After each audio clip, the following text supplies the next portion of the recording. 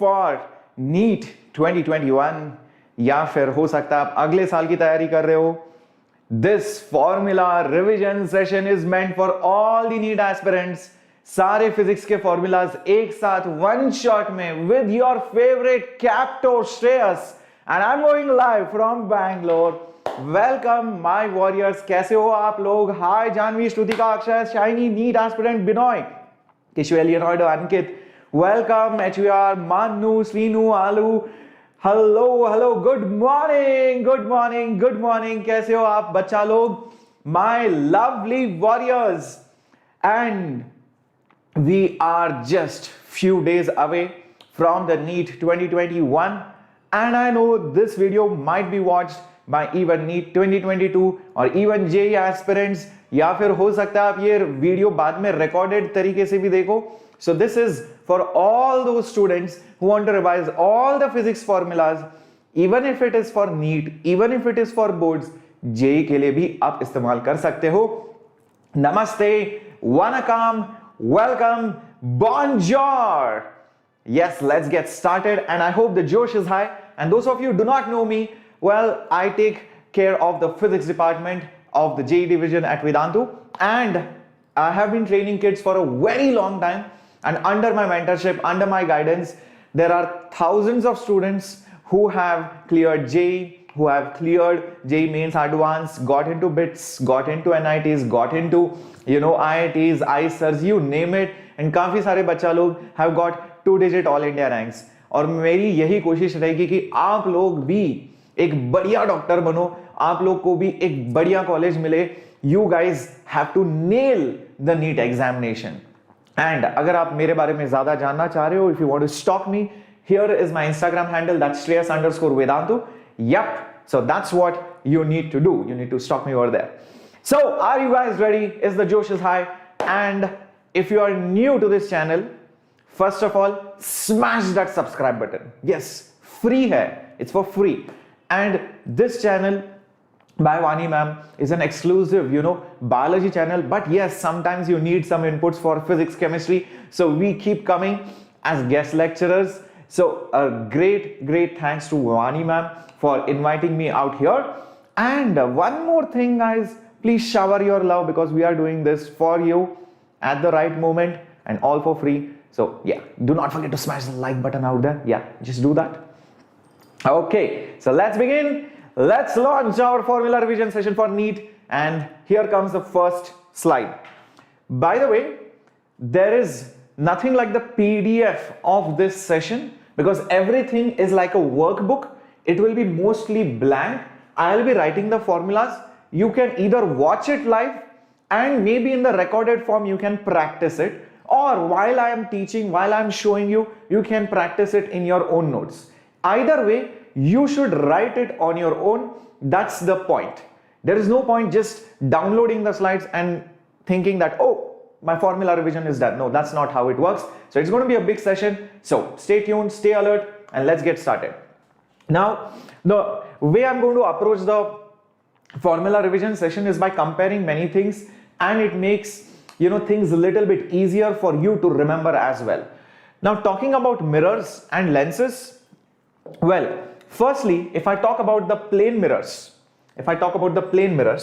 okay, so for a plane mirror in general, if I draw something like the normal, okay, and if I have the incident ray over here, and this is the reflected ray, this is incident. We all know if this is angle of incidence, this is angle of reflection, then angle of incidence is equal to angle of reflection. Not just that, the ray deviates by some angle.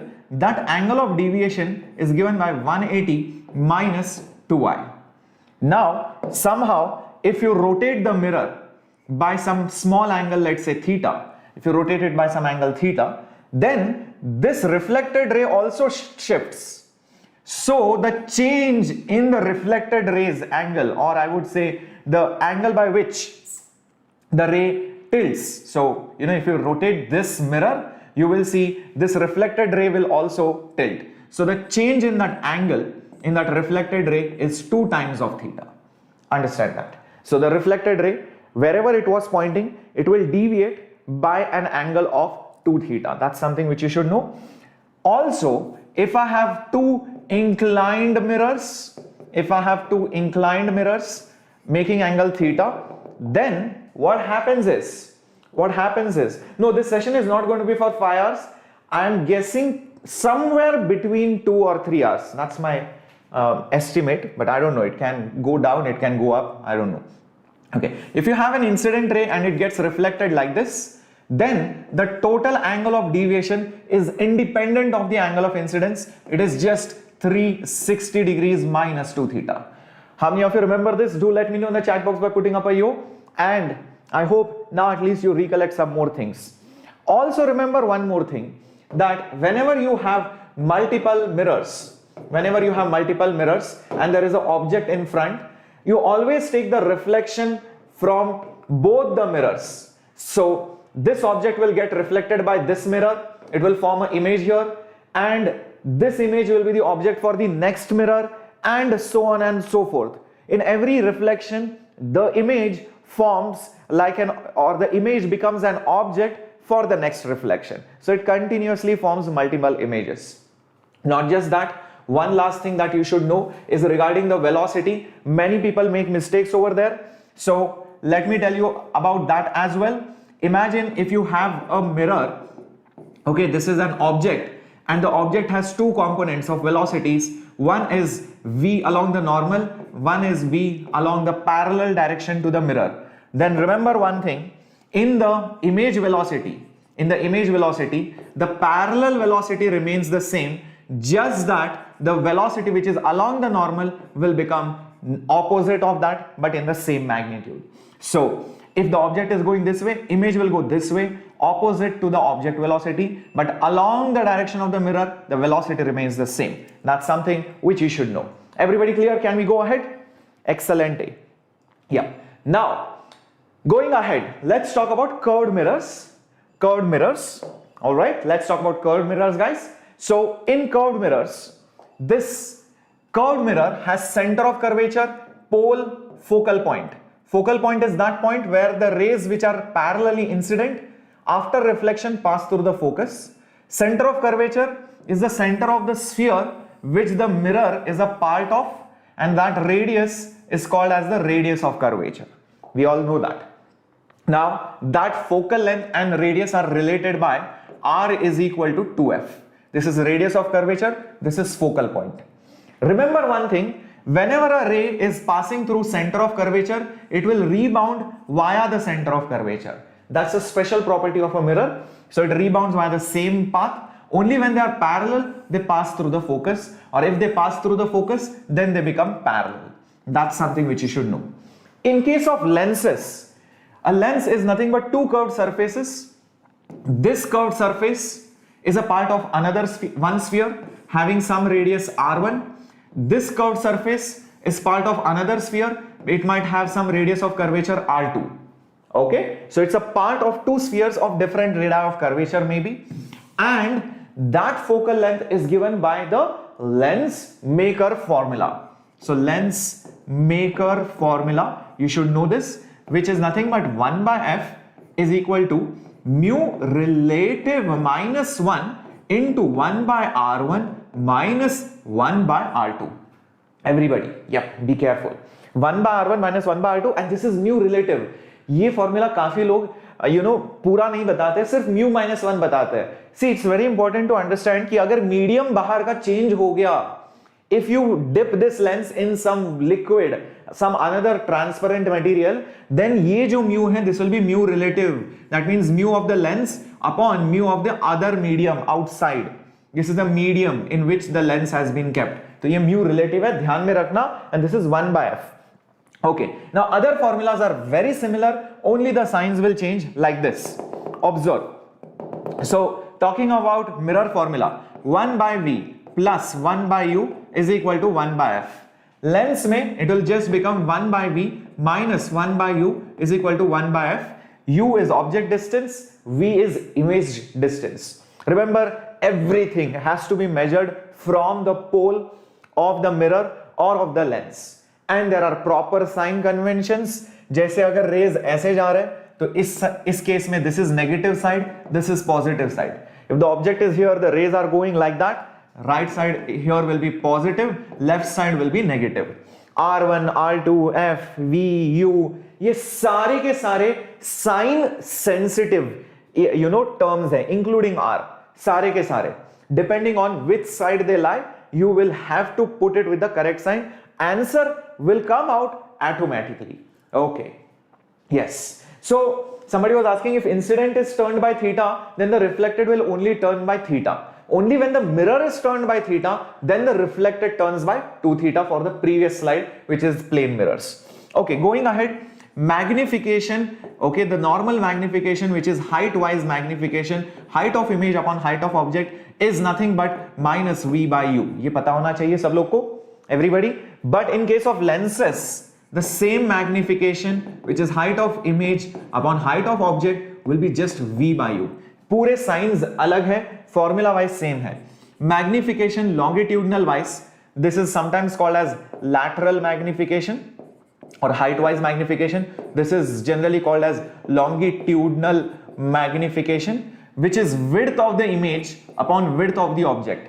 मतलब वो object ऐसे रखा है आपने, उसका image कितना फैल गया या फिर compress हो गया along the principal axis. How much did it stretch along the principal axis? This magnification is the stretching perpendicular to the axis.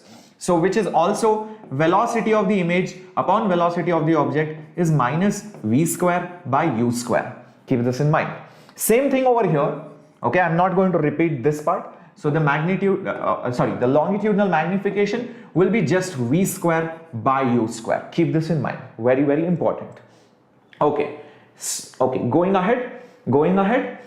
All right. Let's get moving. I hope you guys can hear me loud and clear. I hope you guys can see me properly. Okay. In case for some reason you are seeing me in lower resolution or you are not able to see the text, please check the YouTube settings and increase the resolution. YouTube by default will set the resolution for accommodating the speed and not the resolution. तो आपको वहां पर जाके resolution increase करना पड़ेगा in advanced settings. Okay. Let's get moving ahead. Power of a mirror is minus 1 by f. Very, very important. Whereas power of a lens is just 1 by f. Keep this in mind. Okay. Everything has negative over here. Everything has positive over here except for the original formula of the lens. That's something which you should keep in mind. Now, having talked about this, what to do if there are multiple lenses in combination? If I have 2 or 3 lenses, thin lenses, okay, in contact. If you have thin lenses in contact, then remember the power gets added. So effective power is P1 plus P2. Therefore, 1 by effective focal length is 1 by F1 plus 1 by F2. So this just tells me you can replace both the lenses with one single lens of effective focal length. F1, F2 are the focal length of individual lenses. All right. Now, let's get going. Rahul, please go beyond 360, bacha. 360 you will not be able to see much. Next thing, if lens is combined with a mirror, okay, those kind of questions might also be there. So let's say you have a lens and then, one surface is silvered. Okay, so whenever you have silvered lenses, remember the effective combination, this effectively actually behaves like a new mirror. Okay, it could be concave or convex, depends on the sign of the power. Okay, the effective power or the effective focal length will depend on the lens's power and the mirror's power, and the effective combination is a mirror because the light rays go in and come out eventually, so it is getting reflected, it is not going on the other side. That is 2 times the power of the lens plus the power of the mirror. Why 2 times the power of the lens? Because while it is entering, it passes through the lens. After reflection also again it passes through the lens. So lens, reflect, and again the lens, so that's why 2 times the lens. So 1 by effective power, focal length. Remember, for a mirror, the focal length power formula has minus 1 by f. So since it is behaving like a mirror, you put a minus sign because effective power is for the mirror. Keep this in mind.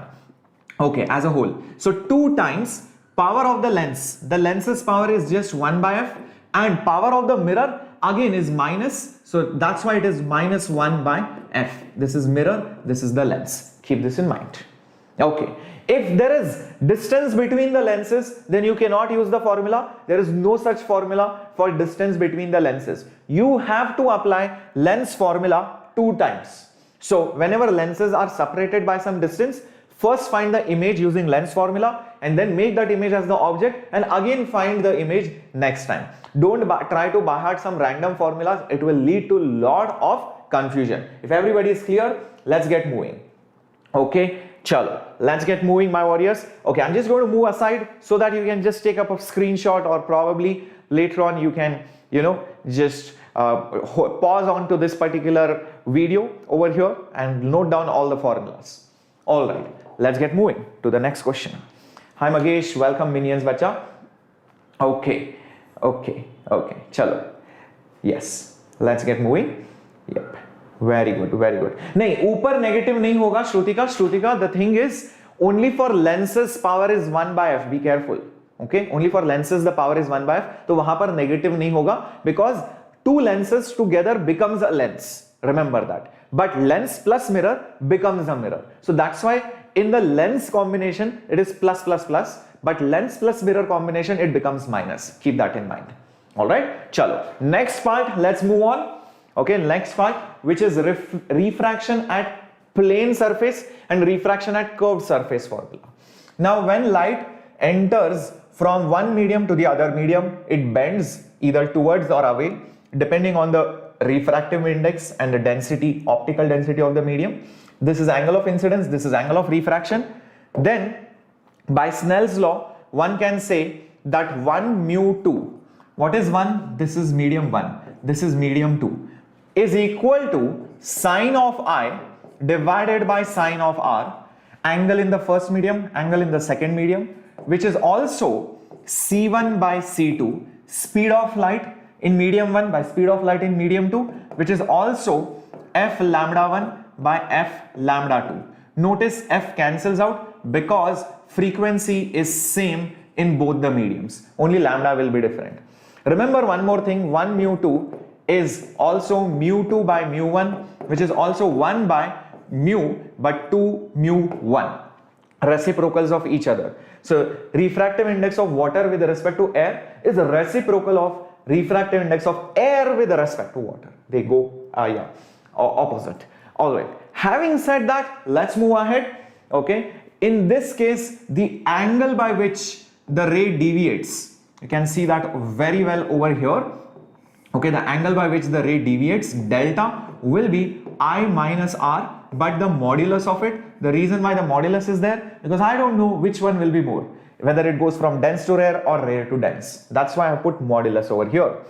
Lastly, whenever light goes from a dense medium, okay, to a rare medium, okay, and this is the incident, then there comes a critical angle beyond which the light gets only reflected inside. That critical angle's formula, sine of IC, is 1 by refractive index of that dense medium. Keep this in mind. Very, very important. Now, in case of curved surface refraction, you have your standard formula, okay, where you have an object, you have a curved surface, you have some medium here, you have some other medium here, and you will see that the light rays which enter inside, they get refracted. This is angle of incidence, this is angle of refraction. This is where the image is formed. That formula is given by mu 2 by V minus mu 1 by U is equal to mu 2 minus mu 1 divided by R. Very easy to remember. 1 by V minus 1 by U is equal to 1 by F. Similarly, here you have V, but you have mu 2. Mu 2 is the refractive index over here. Object this side, so refractive index of that particular thing, and go in the same order, mu 2 minus mu 1, mu 2 minus mu 1. Instead of F, you have R. That's it. Here also you have the magnification formula. Okay, this is the only formula which you should remember. Height of image by height of object. Now it is very similar. It is V by U only. But look over here. There is one small change. Below V you have mu 2. So below V you put mu 2. If you think about it, mu 2 can come below V over here, and with U, you have mu1. So just put it like this. So that is the complete formula for magnification. Hello Sweta, good morning, bacha. Yes, come on, mascots, come on, my warriors. Yes, join in, bacha log. Having said this, okay, there is also one more important formula which you need to know, and that is apparent depth and apparent height. Okay, so let me just show that to you over here. If the observer is in the rare medium, and the object is over here, the image will be formed slightly higher, and that apparent depth, I would say, that apparent depth will be nothing but the actual depth, okay, the actual depth divided by mu. Keep this in mind. It's actual depth divided by, because it is less. Whereas if you have an observer, let's say you have an observer inside the dense medium and the object is over here. So let's say, you know, this is the object and this is height at which the object is from the surface. The image will be formed over here, and this apparent height will be mu times of actual height. Okay, actual height, mu times, because it will be slightly higher. Everybody clear? Yes, everybody clear? Hello Vaishnavi, good morning. Yes, Reshma says yes. Okay, chalo. Let's get going.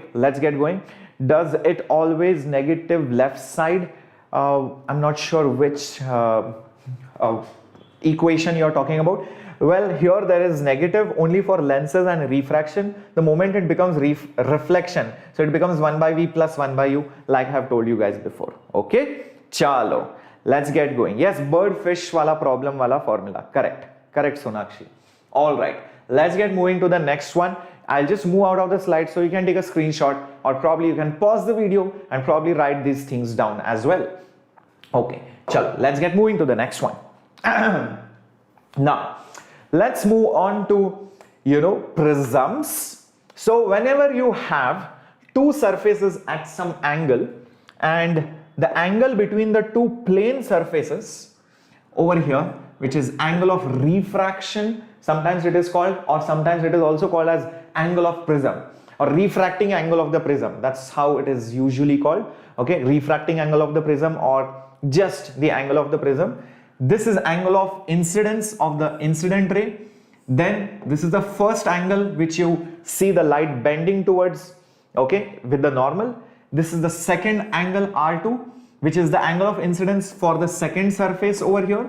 And finally, the emergent ray makes an angle, let's say E, or you can also call it as I2. So different symbols can be there. This E is generally also written down as I2. This is our A.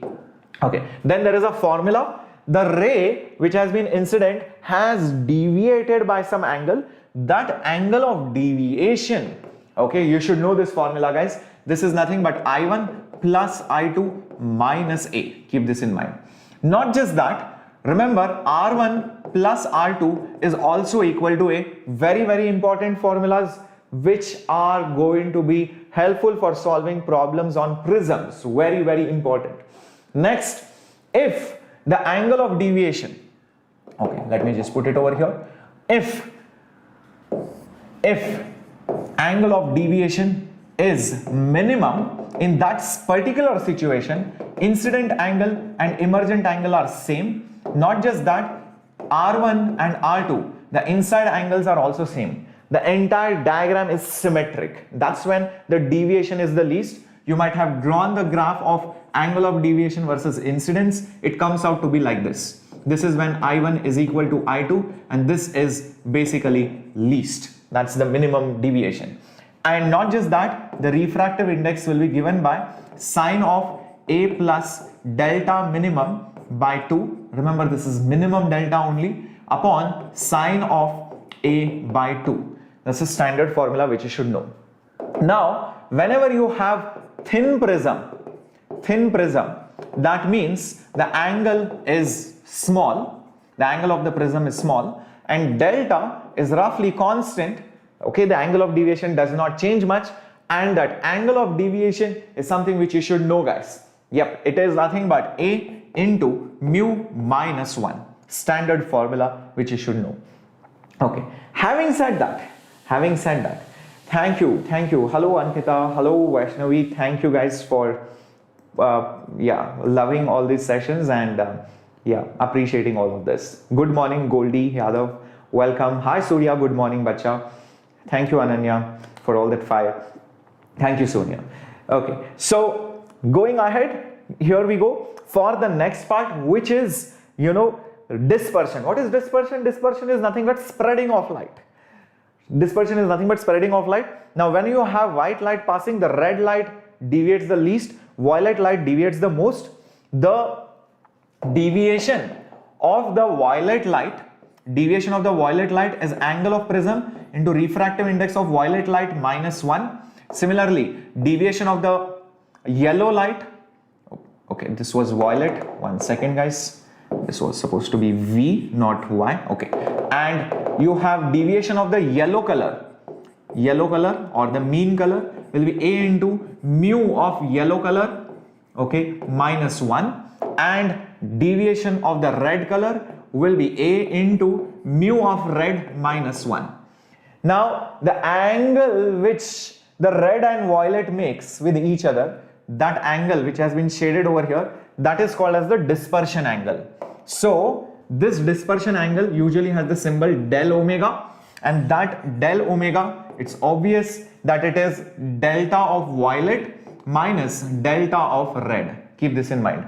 Violet minus red, the deviation of violet minus deviation of red will give you this angle. That's what it is. And you have something called as dispersive power. Dispersive power formula is delta violet minus delta red upon delta of yellow. That's what it is. Deviation of yellow. So dispersion per average color. Yellow is the average color, so that's why it is divided by delta yellow. Also you might see problems which involve deviation without dispersion or dispersion about deviation. Now whenever you see those kind of problems, concentrate on the word or the phrase which is not happening. So whenever it says dispersion without deviation, so without deviation, that means what you should do is basically there is no deviation on an average. There is no deviation on an average. Who is the average color? Yellow. So delta of yellow in the first prism is delta of yellow in the second prism. That's what you will do for without deviation. But if it says there is deviation but no dispersion, so what is not happening? Dispersion is not happening. So if it says without dispersion,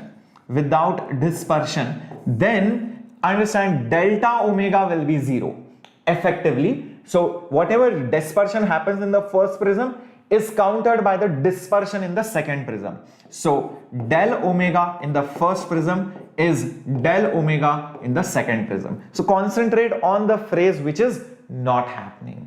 Yep.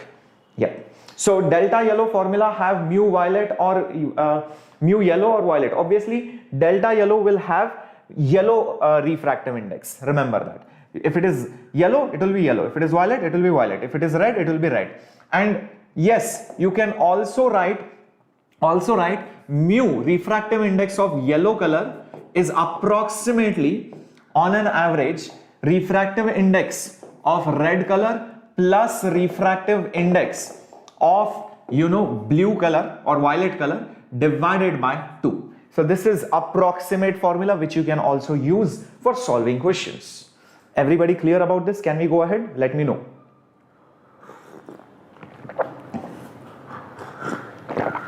Good morning Devina. All right Aditi.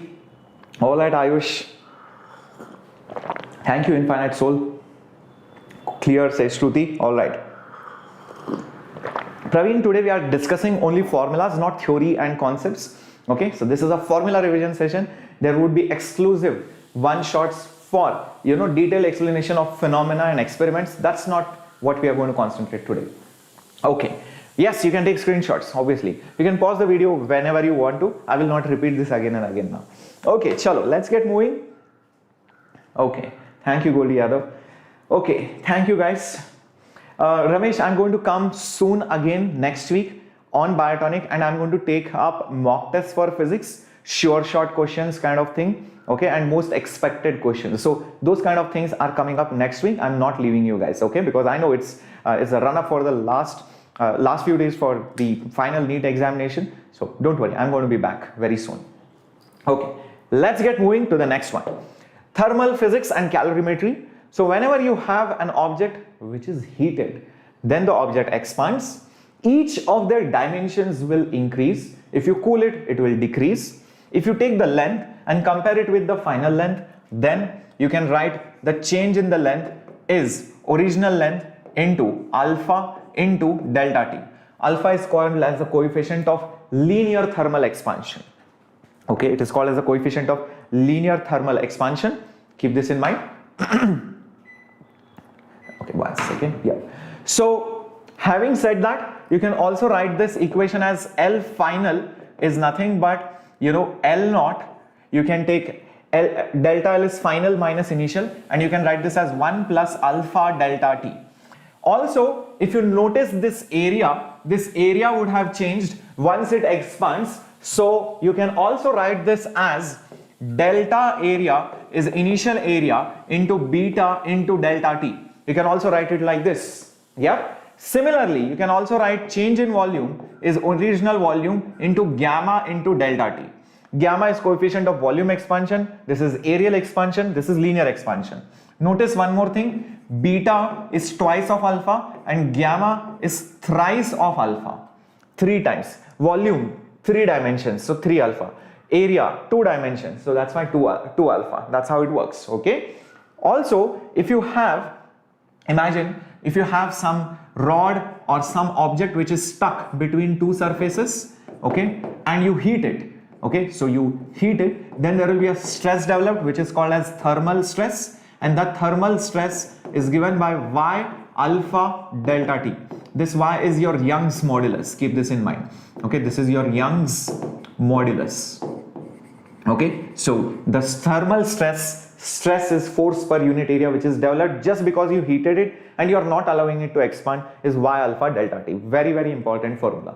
Now, whenever we talk about temperature scales, remember these special values. You should know it by heart, obviously. Now, Celsius and Kelvin, most of you would know it. 0 Celsius is 273 Kelvin or 100 Celsius is 373 Kelvin. And for Fahrenheit, 32 degree Fahrenheit is freezing point. 212 Fahrenheit is the boiling point of water. Now, if you know 2 points in any scale, you can find the temperature at any other point on that third or any other random scale. That's something which you should know. Okay. Now, how to convert? It's very simple. So, whenever you have something in degrees Celsius, you want to convert it into Fahrenheit, just add 273 and you will get it in, not degree, it's just Kelvin. Similarly, if you have something in Fahrenheit and you want to convert it into Celsius or vice versa, here is what you need to do. Degree Fahrenheit minus 32, okay, and here you will get degree Celsius. A degree Celsius is less sensitive, so this will be 5/9. So how do I remember this? Is because, see, if I put F as 32, answer should be 0 Celsius. So if I put F as 32, 32 minus 32, 0. So automatically I will get it as 0. That's how I remember whether it is C minus 32 or F minus 32. How do I remember whether it is 5/9 or 9/5? Remember, Celsius is a less sensitive scale. Fahrenheit is more sensitive. That's why when you put the thermometer under your arm to measure, the scale is always in Fahrenheit. Reason? Because, any small fever which is there, it is easily shown on a Fahrenheit scale. So Celsius is not so sensitive. That's why I multiplied by a number which is less than 1. Keep this in mind. Okay. Similarly, what you can do is heat supply can also increase the temperature or change the temperature of the body. Just 1 second, guys. Just 1 second.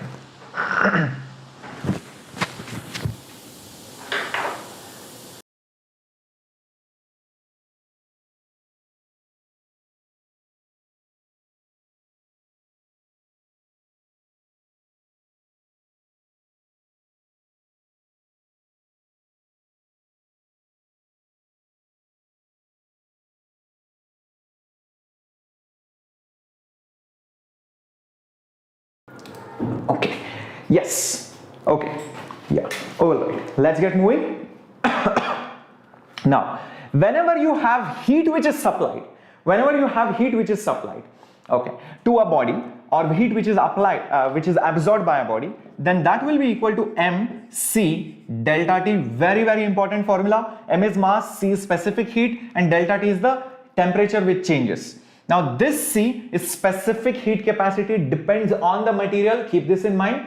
Now C for water is a standard value which you should know, which is 1 calorie per gram degree Celsius. Remember, 1 calorie is approximately 4.2 joules. Okay, standard for conversions which you should know. And lastly, you should also know when phase changes, when you go from solid to liquid or liquid to gas, the heat supplied or absorbed will be ml. What is L? L is called as the latent heat of fusion. Yes, latent heat of fusion, or latent heat of vaporization, or latent heat of condensation, depending on which process is happening. So you should know this value also for conversion from ice to water. Okay, ice to water, it is 80 calories per gram. Similarly, L for water to vapor, it is 540 calories per gram. Okay, very, very important formulas, guys, which you should know. Shall we go ahead? Yes, standard formulas. Very good, very good. So if you guys are joining in late, let me tell you, I have already completed optics, and right now we are in thermo. Slowly we are going to go to electromagnetism, and then also mechanics, and then obviously waves, fluids, all of that. Modern physics is all coming. This is a one-shot formula revision session for all NEET aspirants, even for boards and even for JEE.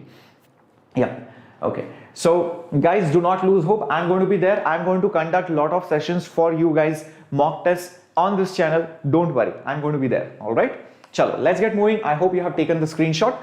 Next, okay, let's move on to the next thing, which is kinetic theory of gases. Kinetic theory of gases and ideal gases. Let's start with the ideal gas equation and its forms. First form is PV is equal to nRT. N is obviously the number of moles. Okay, so it's number of moles, and this is nothing but number of molecules upon Avogadro's number, which is 6.02 into 10 to the power 23. This is number of molecules.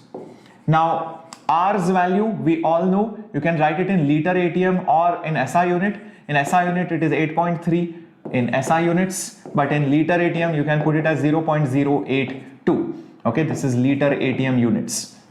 Now there is also calorie wala unit, which is 2 calories per mole per Kelvin. That is also a unit, but very rarely you will use it in physics. Having said that, there is also one more way you can write this equation, and that is nothing but PM is equal to rho RT. This rho is your density. This is your density, and this is nothing but your molecular weight. Okay, very, very important formula. PM is equal to rho RT. I hope you remember this. Also, you can write this formula in another form. PV is equal to 1/3 NM/VRMS square.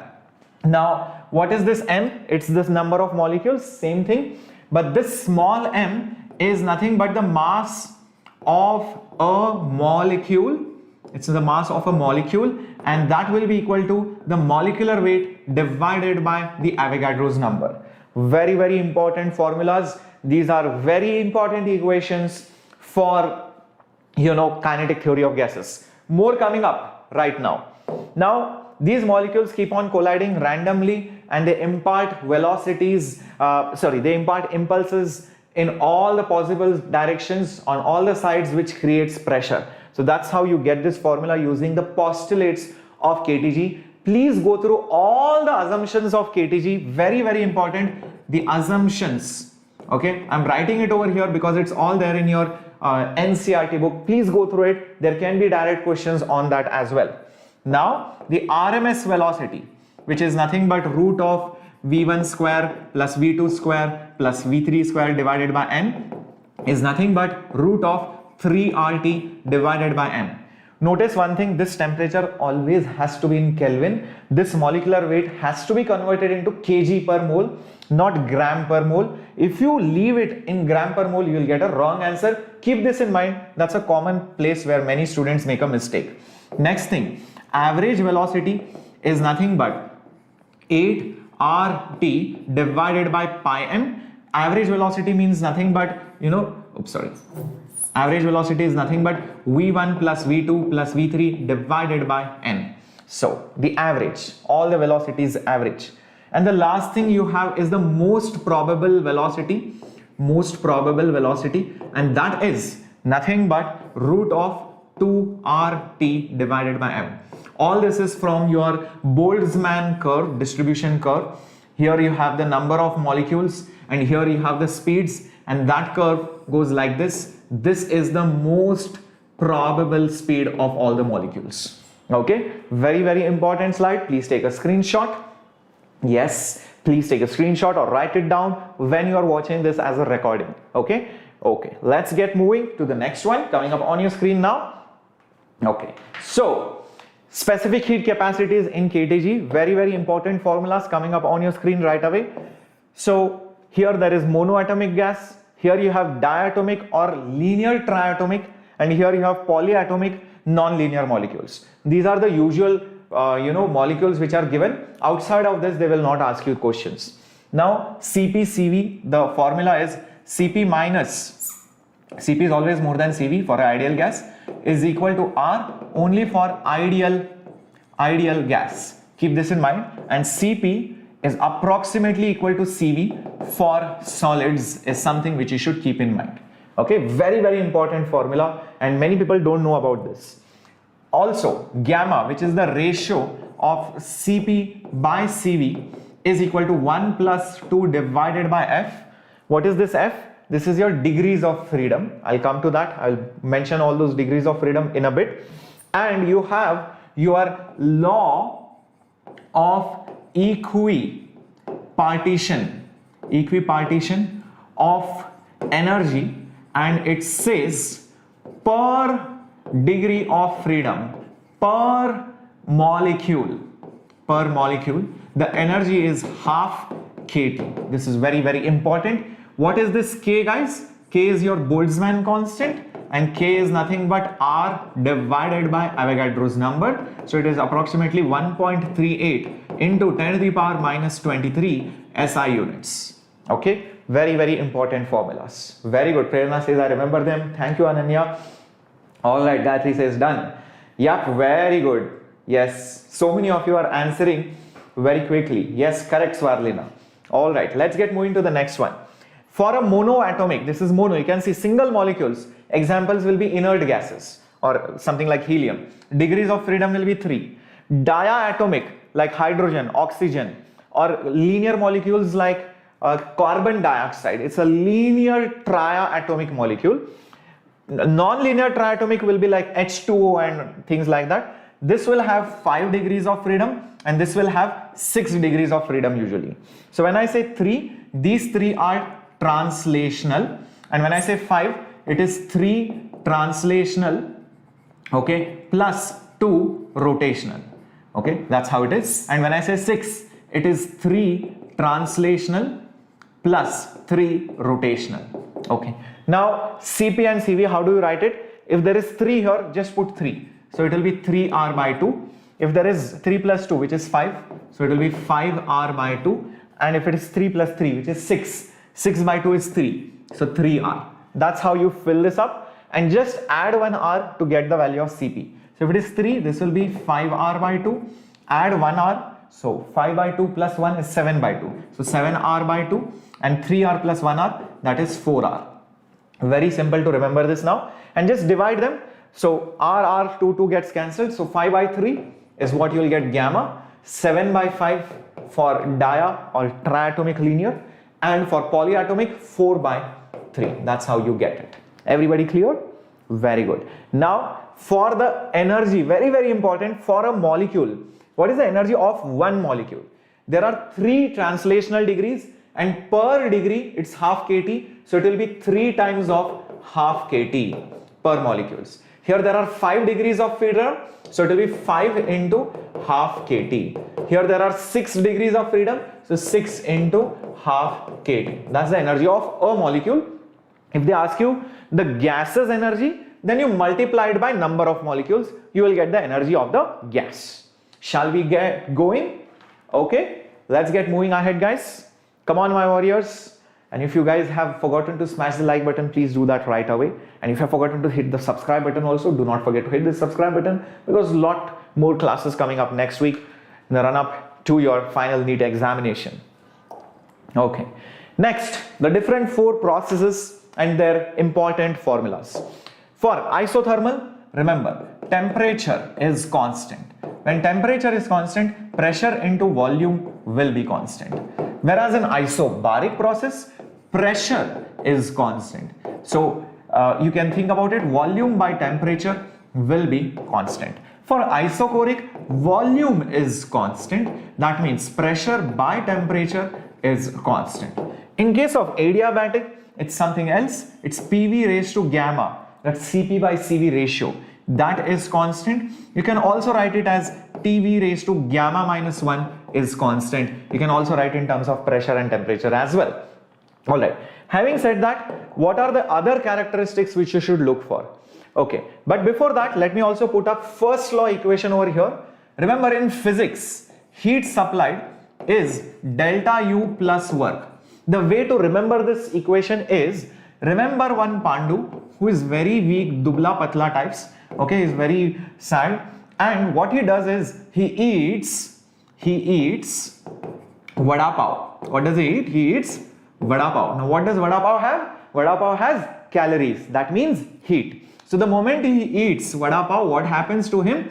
That Pandu becomes fat, his energy increases. Okay, he shows off his body, he shows off his muscles, and he will also lift some objects. He is also going to do some work. So that's how you can remember this first law in physics. Remember, in chemistry, the signs are slightly different, so the work comes on the other side. Alright, who is Pandu? Pandu is a very important guy. He knows everything. He's everywhere. He knows all the formulas of physics, chemistry, maths, and Pandu always comes to the rescue whenever you find difficulty or whenever you are low in motivation. So that's the special Pandu that we have. Okay, he's there everywhere. Like, you just have to think about him.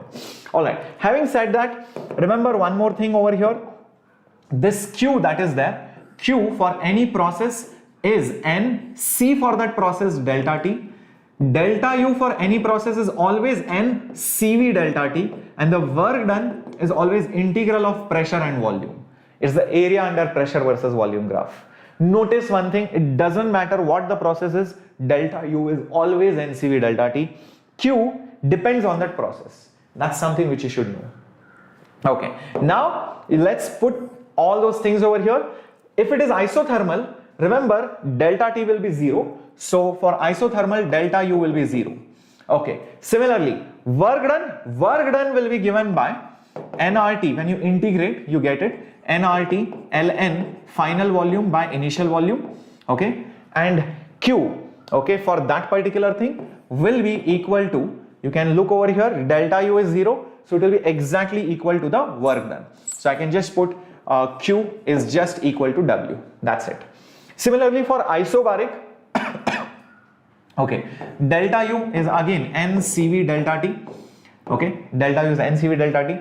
Work done, okay, will be just P delta V, and heat supplied will be NC for that process delta T. Okay, that's something which you should keep in mind. CP, CV I have already mentioned before. Isochoric, okay, here again delta U is NCV delta T, doesn't matter which process it is. Q, it will be N for that process, it is not CP, it is CV delta T, and the work done is 0 because there will be no volume change. Keep this in mind. Thank you, Bacha, for all the love from Karnataka. Thank you. Okay. No, Gargi, that is wrong. Work done is not minus RT ln V2 by V1. It is in chemistry. That's what I was just telling you. The signs are different. So in chemistry, this equation is also different. So please do not remember minus. Minus is in chemistry. That's why I'm mentioning that exclusively over here. Be careful about it. Is that clear, guys? Okay, so be careful. Okay, let's go ahead. Okay, for adiabatic, again delta U will be NCV delta T for all the process.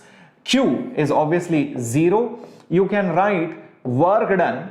Okay, you can see from here, work done will be minus delta U, which is also going to be P1 V1 minus P2 V2 upon gamma minus 1, standard formulas. Okay.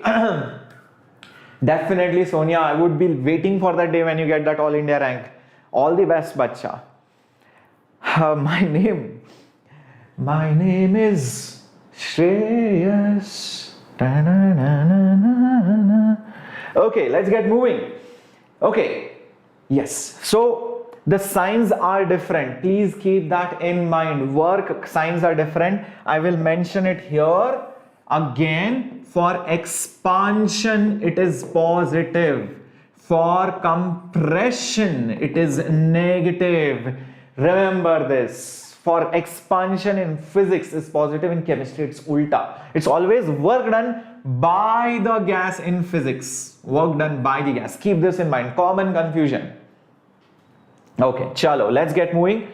Okay, very, very important stuff which came up on your screen right now. Thank you, Shivangi. Why don't we use Q is equal to NC delta T in isothermal? Yes, bacha, you can use that. But what will happen? I mean, see, for isothermal, delta U is 0.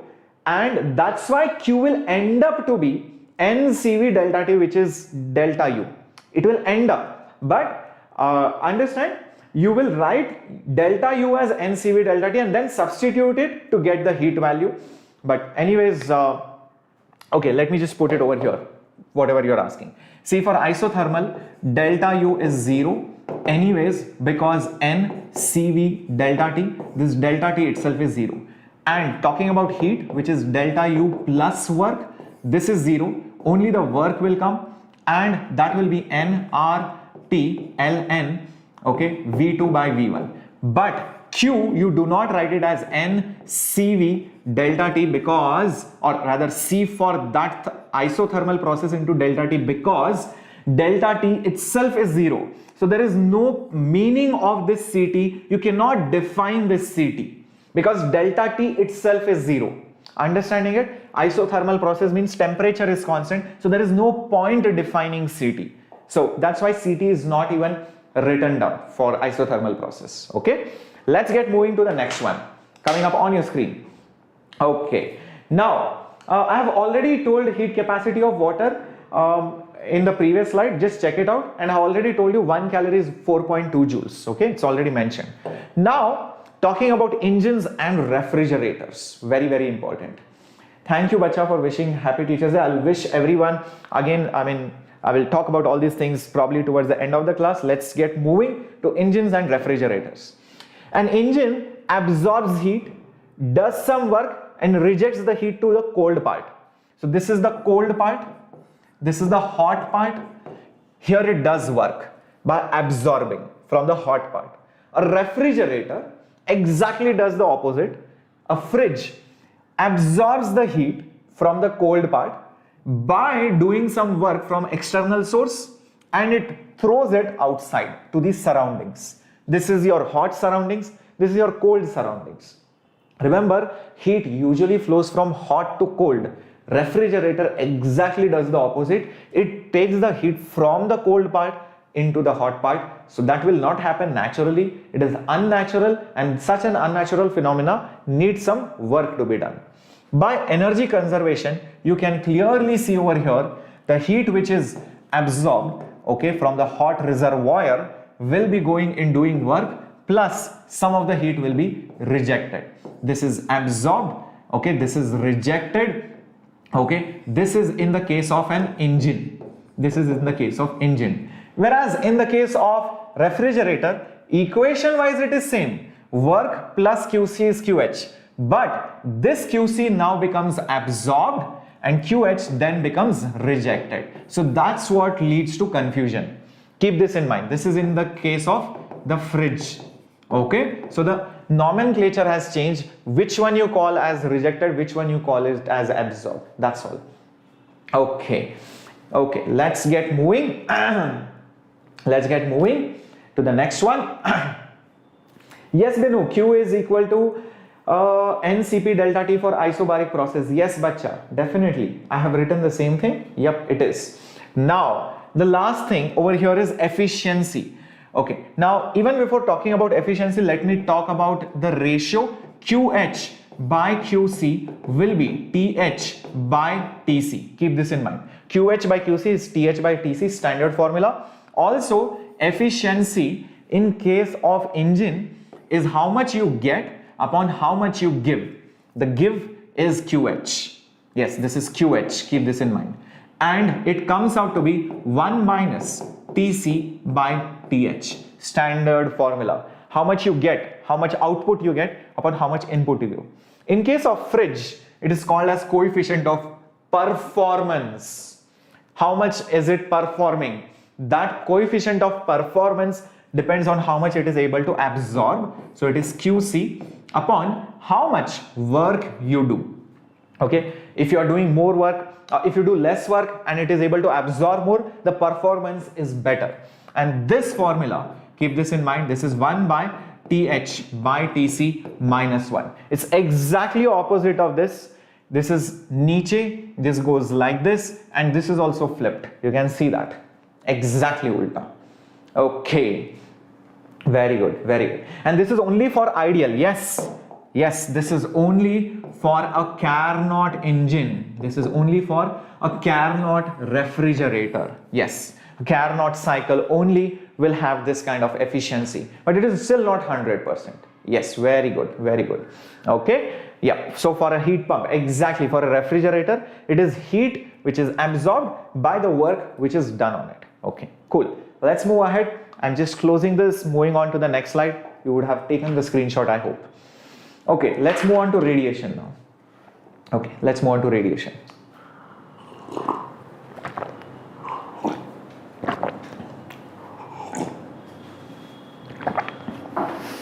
Yes, Ramesh, these formulas will be useful for me. That's why I'm doing it, right? All right, thank you, Aditi. Let's talk about conduction first. Whenever heat flows via rods, pipes, or any solids, it flows via conduction, and the heat which flows in, okay, the heat flow rate. When I put a dot, it generally means rate. That means dq by dt, and this is inside, which is going in, and the heat which comes outside. Both of them are equal. Okay, both of them are equal, but the temperature keeps on varying. This is the hotter side, this is the colder side. Let's say this is the length L, and let's say this area of cross section, that is A. Then the formula for heat transfer, which is dq by dt, which is same at every place, will be Ka, hot temperature minus cold temperature, divided by the length L. Okay, divided by the length L. Now, generally this delta T by delta X, or the length, is generally called as the temperature gradient. Temperature gradient. This is something which you should know. This dq by dt is generally called as the heat current. Okay, that's also something which you should know. And you can always write this formula as heat current is equal to temperature difference. Temperature difference, I can write it as voltage difference, and V is IR. So I is V by R. So comparing it with this equation, you get, think about it, resistance, thermal resistance is nothing but L by Ka. Okay, L by K is called as thermal resistance, and this delta V stands for the temperature difference. So you can compare it with Ohm's law and use this. The reason why I'm writing it over here is because whenever you have rods in series, you can convert them into resistors in series, and whenever you have rods in parallel, then you can convert it into resistors in parallel. That's why I'm writing this over here. Okay, yes, very, very important. Now, if this much is clear, let's move on to radiation. Whenever you have any body which is at any random temperature above 0 Kelvin, okay, it always emits radiation. So any body having surface area A will emit this is emitting radiation, okay, and let's say it is at temperature T, it will emit radiation in all the directions, okay, and okay, and that rate at which it emits radiation, so Q dot E, emit, which is also dQ by dt of emission, this is E sigma A, temperature raised to 4. Sigma is your Boltzmann constant, which is 5.67 into 10 to the power minus 8 SI unit. A is the area, T is the temperature of the surface. Now this E is called as emissivity, which is, how much heat a normal body will emit upon how much heat will a black body will emit at the same temperature. Very, very important formula. It's the ratio. Now a black body emits the largest amount of heat for a given temperature. So this ratio is always less than 1 for any normal body. In the worst case, it can be near to 1 or equal to 1 for a perfect black body. Okay. Yes, it's Stefan Boltzmann law. Correct. Now, having said this, the rays which are emitted might fall on some other surface or some other body, and those incident rays can get reflected, can get absorbed, and can also get transmitted. 3 things can happen. So that's why the incident radiation can be either reflected, can be either transmitted, or can be nothing but absorbed. 3 things can happen. And you have 3 different coefficients. Reflection coefficient is how much is reflected upon how much is incident. You have transmission coefficient or transmittivity, which is how much is transmitted upon how much is incident. And similarly, you have absorption coefficient, which is how much is absorbed upon how much is incident. Very, very important. And you can see R plus T plus A is always equal to 1. Not just that, this emissivity and this absorption are always equal coefficients. This is called as Kirchhoff's law. What is this called? This is called as Kirchhoff's law. Very, very important. Okay. Now, what happens is, if, for example, this body is not only emitting, but also, it is absorbing because of its surroundings, then the total heat, the total net heat, the net heat will be given by E sigma A T raised to 4 minus surrounding temperature raised to 4. Very, very important. If it is not only emitting, but it is also absorbing simultaneously. This is the modified law over here. Okay, this is modified. This is just modified over here. Okay, keep this in mind. Only if it is asked how much is it energy, how much energy is radiated, how much energy is emitted, then you will write this. But what is the net flow of heat? Then you will use this equation. That brings us to the last equation over here, which is Newton's law of cooling. So in Newton's law of cooling, the cooling happens very fast initially and it slows down as the temperature gap between the body and the surrounding reduces. Okay, now what happens because of that is rate of cooling dt by dt is directly proportional to temperature of body minus temperature of the surrounding. Very, very important. This is usually called as rate of cooling. Keep this in mind. Rate of cooling. Very, very important. Generally, some people also put a negative sign because it is reducing. That's it. Yep. You also put a minus sign sometimes if you want to show explicitly, yes, that body's temperature is going down. Okay. Let's get moving. Okay. Alan, NEET is not postponed, but it is next week. Which world are you in? Come on, better start preparing yourself. All right. Okay. Let's get moving. Kumkum, I have already taken a lecture on what are the important theory-based topics previously. Just check out 5-week strategy for NEET 2021. All the important topics have been mentioned on Biotonic itself. You can just search for it on YouTube. It's all there. Guys, have you taken the screenshot? Thank you, Aditi. It's amazing. Glad. All right. Clear everything, says Aditi. All right, Goldie Yadav. Thank you, Bacha, for all the love. Yes. So, Newton's law mein kya hota hai ki, when you have a body, let's say it is at 60 degrees Celsius and maybe surrounding temperature, okay, surrounding temperature might be, let's say, 30 degrees Celsius. फिलहाल के लिए rate of cooling, how fast it loses the temperature is dependent on the temperature difference. So it's minus some constant, doesn't matter what that constant is, 60 minus 30. This is how many degrees Celsius is it losing per second or per minute. That is Newton's law of cooling. And if you look at it graphically, temperature with time, okay, temperature with time, that graph goes like this. And finally it becomes equal to the surrounding temperature. So initially the rate is fast. As the gap reduces, you will see the rate of cooling also reduces. ये gap जैसे जैसे कम होगा वैसे वैसे rate of cooling भी कम होते जाता है. That's all it is. Okay. All right. Let's get moving to the next one. Coming up on your screen. चलो gravity पर आ गए. Okay. Chetan says this chapter was not prepared. Bacha, finally, you have to write the exam in English, right? That's why. Okay. Reshma, okay, I am calling your name right now.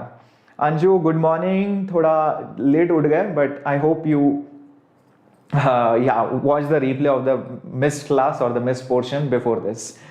Okay, so no, there will be no questions, Harshit. This is exclusive formula revision session in one shot. What I would want you to do is, after the session is over, put headphones and watch this or hear this lecture again and again whenever you are sleeping or resting. So that way these formulas will enter your head. Because I'm always talking about these formulas, so it's better you put headphones, or you can even watch it, it's up to you, while sleeping or when you're just probably in the bathroom or you're just traveling somewhere. Just listen to these lectures again and again. You will see that all these formulas will definitely enter your head. अच्छा, सबका नाम लेना पड़ेगा अभी लग रहा है. स्नेहल, चलो तुम्हारा भी ले लिया, और किसका किसका लेना है बता दो. ओके, सोते वक्त लेना, सोने के बाद सुन के कुछ फायदा नहीं है. Okay, which headphones to use? Joseph. यार अब क्या बताऊं मैं, छोड़ो. चलो, let's get moving. Gravitation, electrostatic, magnetism. Are you guys ready now? If I take headphones name, फिर बोलेगा कोई कंपनी कि सर आपने मेरा हेडफोन प्रमोट नहीं किया. फिर कोई बोलेगा सर ने पैसे लिए एप्पल से, एप्पल के हेडफोन्स प्रमोट कर रहे हैं, तो इसलिए I am not going to do that. अच्छा, चलो, let's get going guys. Gravity, electromagnetism, all of that together. Now well, force between two charges, standard formula, which is your Coulomb's law, which is K into Q1 Q2 divided by distance square. This K, Coulomb's constant, which is 1 by 4 pi epsilon naught. Epsilon naught is permittivity. It is 9 into 10 to the power 9 in SI units. Great.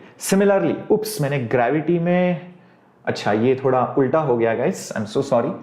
I'll just put gravitation should be here and electrostatics should be here. Okay, ये थोड़ा headings interchange कर लो because diagrams इसके इधर उधर हो गए. Okay, anyways, this is electrostatics. Similarly, in gravity, what formula do you have?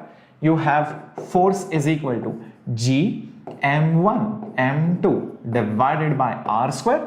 Okay, this G, which is gravitational constant, is 6.67 into 10 to the power minus 11, again SI units. All right, okay, cool. Similarly, what do you have is for magnetism. Magnetism में भी formula है guys, and you should know this. When you have two poles, let's say this is M1 pole, this is M2 pole strength.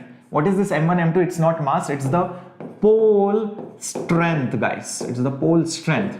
Okay, so then the force between two poles is mu naught by 4 pi m1 m2 divided by r square. Mu naught by 4 pi का value बता दो, come on quickly in the chat box. देख रहे कितने लोग active हैं.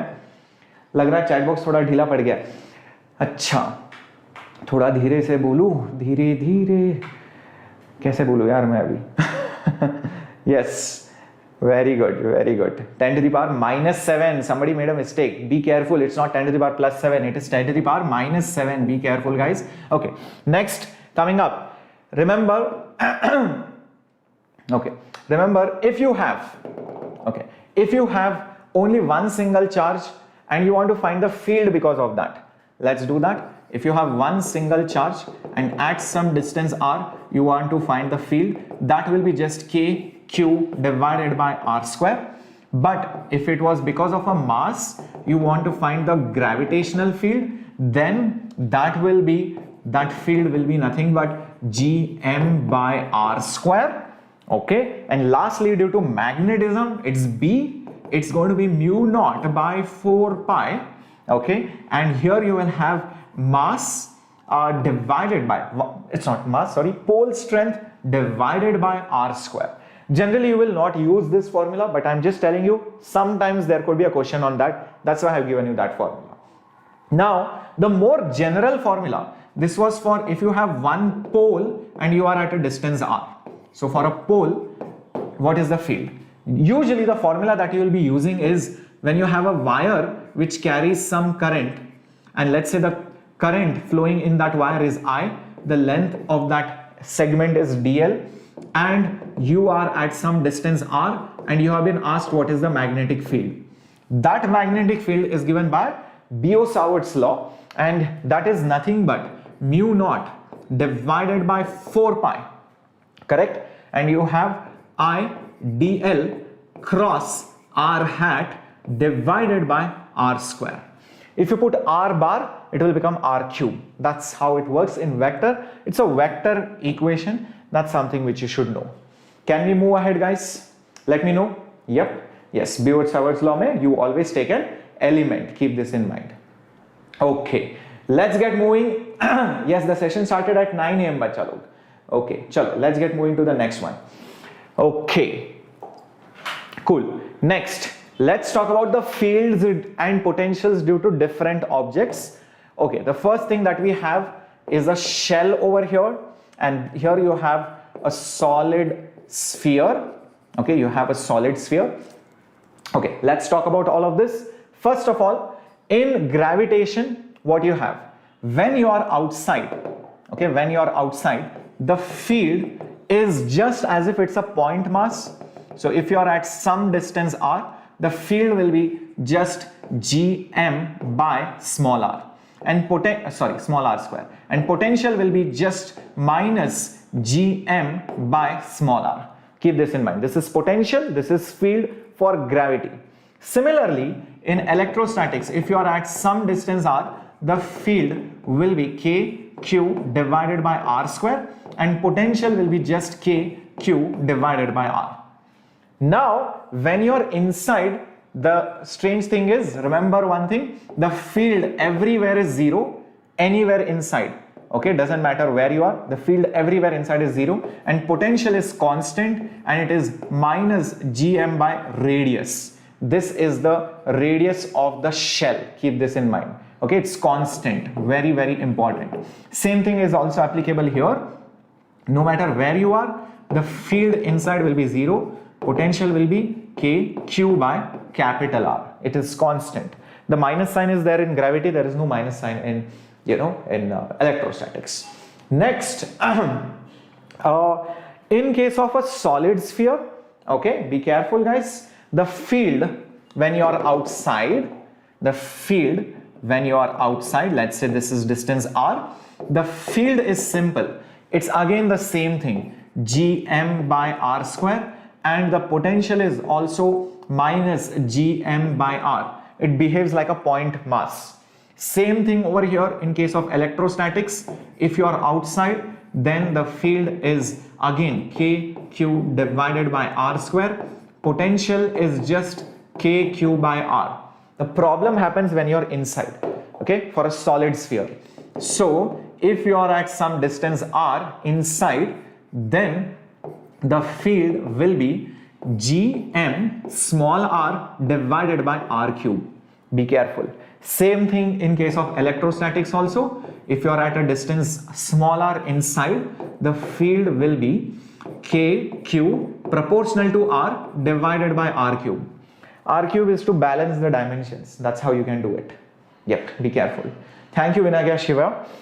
Now, potential formula, very crazy formula. Okay, now how to remember this? You remember potential for electrostatics, you will automatically remember it for gravity. See, what you should do. You just need to remember there is a factor like 3 by 2 and all of that. So it will be K, Q, and you have 3 capital R square minus R square, and you have 2 R cube over here. Yes, 2R cube over here. Yes, that's what it is. Now, the way I remember it is because if I put small r as 0, that means I'm at the center. This term will vanish and I'll have K, Q, 3 by 2 R. So at the center, the potential is 3 by 2 into KQ by R. If I remember that, or if you remember that, you'll automatically get this. That's it. That's how you remember it.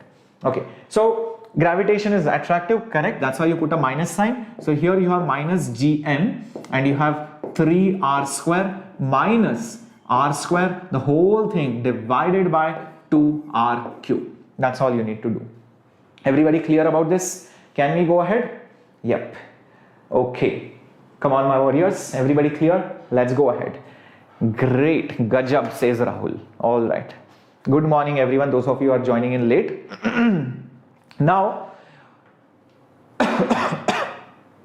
going ahead. Let's move ahead. All right. All cool. Okay.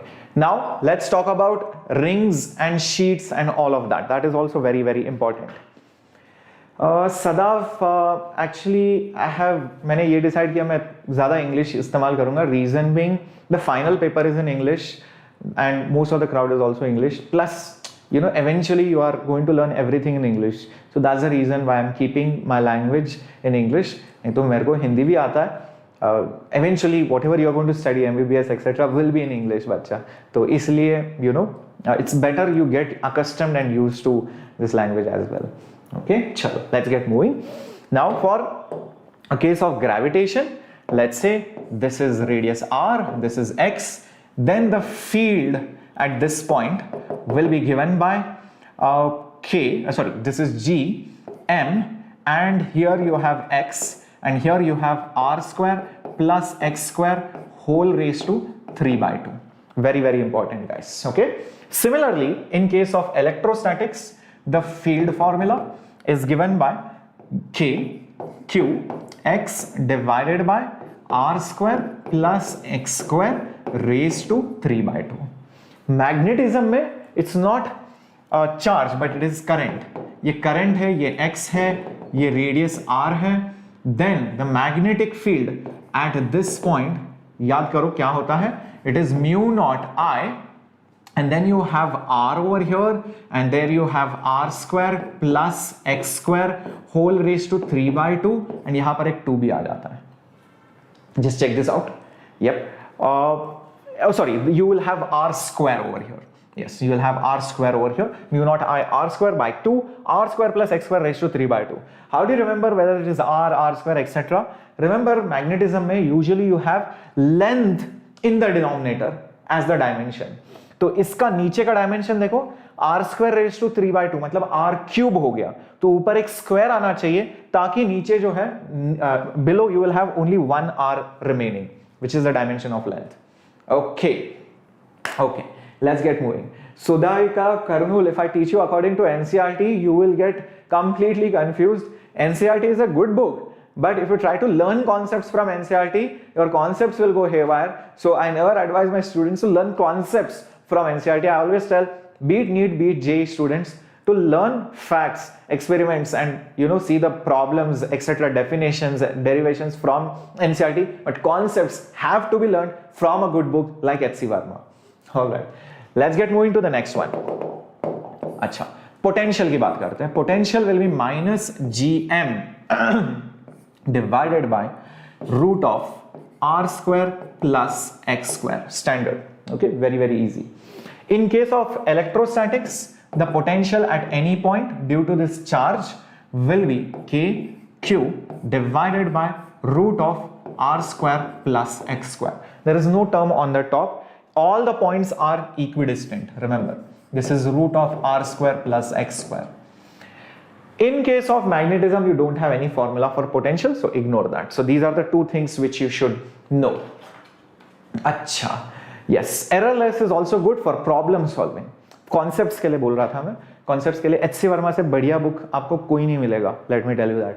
Okay, errorless and MTG and all those problem solving books है ही आपके पास. Next question, or sorry, next, what is E? E is field बच्चा. Oh my god. Okay, E is field. Okay, let's get moving to the next one, and that is sheets and wires. Now whenever you have a sheet which is uniformly charged, sigma जो है is in coulomb per meter square unit. It is the surface charge density. Then the field which comes on both sides is given by sigma by 2 epsilon naught. Keep this in mind. But in case of magnetism, you have wires which are laid one after the other, and you have lambda which is ampere per meter.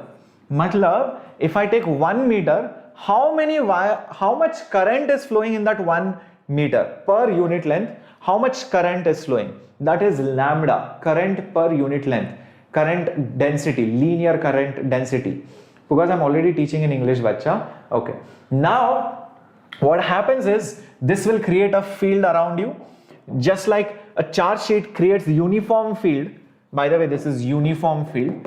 Okay, around it, away from the charges or towards the charge if it is negative. This wires create field like this. The field is in this direction, it is not away. Be careful about it. Okay, and you can get these directions by right hand rule. Hold your thumb in the direction of current. The fingers will curl like this. So on the top it goes to the left, niche it goes towards your right.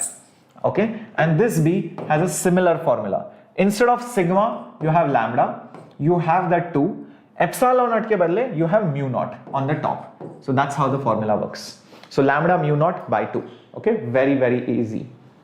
Okay, once we have got this, let's get going to the next one. If you have a wire which is charged, uniform linear charge density, which is coulomb per meter. This is coulomb per meter. And if I am at some distance r over here, then let's say the endpoints make some angle alpha and they make some angle beta. तो यहाँ पर जो field आएगा, that field that you will get, that field will be given by, okay, very important. So you have K standard and you have lambda as well, and here you have sine alpha plus sine beta. Now generally people write this as 1 upon 4 pi epsilon naught also. That's okay. So you can write lambda by 4 pi epsilon naught. Okay, very important. But there is also one r below. That's how it is. Alpha and beta are the angles which the extreme ends of the wire make with the point where you want to find the field. If it is infinite wire, then remember alpha and beta both are 90 degrees. So sine 90, 1 plus 1, 2 will cancel with that 4. You will have 1 by 2 pi epsilon naught r over here. All right, great. Okay, let's get moving. Let's get moving to the next one. So this is more generic formula. Yes, thoda baap formula. This is more generic. This is more peculiar or special case formula. Similarly, if you have a wire of finite length, the magnetic field around it can be found out. Again, I'm at some distance, let's say r over here, and these two extreme ends are making angles alpha and beta over here. Then इस point पर the magnetic field will be given by a very similar formula, mu naught by 4 pi. You can check it out. Very similar. Okay, and here you will have current and by r, and you will have sine alpha plus sine beta. Again, if it is infinitely long, okay, if it is infinitely long, then alpha and beta both are going to be 90 degrees. Very important. Is that clear, everyone? Let me know. Can we go ahead? Yes, is this clear? All right, very good. Very good. Excellent. Yes. Okay. Yes. Very good. Excellent. Let's get moving. Now going ahead with the next concept, fields, gravity, electrostatics and magnetism. There are some peculiar similarities between gravity's field and electrostatics field, but magnetism has some characteristics which are slightly different. We'll talk about it. Now remember, gravitational field is always attractive. It is attractive always. So it always, the field lines always goes towards the charge or towards the mass itself. So that's how the fields are. Whereas in case of electrostatics, they can originate from the positive charge and they will terminate on the negative charge. In case of magnetism, be careful, they are always closed loops, so there is no termination and there is no origination of, it does not originate from any point. So it's always in form of closed loops. That's what you should keep in mind. Now, some things which are very common, field, no matter which field it is, never intersects. It never intersects. Keep this in mind. Not just that, okay, the field is also more where the density is more. So the field is proportional to the density of those lines. So you can see it is strong here, it will be weak here. So the field will be very strong in this region and it will be very weak in this particular region. Not just that, apart from these few characteristics, please take a screenshot. Apart from this, there are some things more, and that is, if you draw these lines like this, these are called as equipotential lines. These are called equipotential lines. You can also draw equipotential lines like this over here. So here it will look slightly weird. Okay, so these are basically your equipotential lines. So equipotential lines are always perpendicular to the field lines. That's one thing which you should know. Okay, it's perpendicular to the field lines. Not just that, the field lines always go from high potential to the low potential. Very, very important. Always from high to low. That's how the field travels every time. These are certain rules. Also, one more thing, wherever field is strong, wherever the field is strong, then potential changes faster. Very, very important. Where the field is strong, it will quickly change the value. Here the field is weak, it will change very slowly. And if field is zero, then the potential is not zero, it will be constant. Now it is zero wala constant or constant wala constant, it depends on what is the potential at any given point, but it is constant. That's what you should keep in mind. Yep, keep this in mind. All right, great. All right, now having said this, I'll remove this now. I hope you have taken the screenshot. I've just moved away from the screen.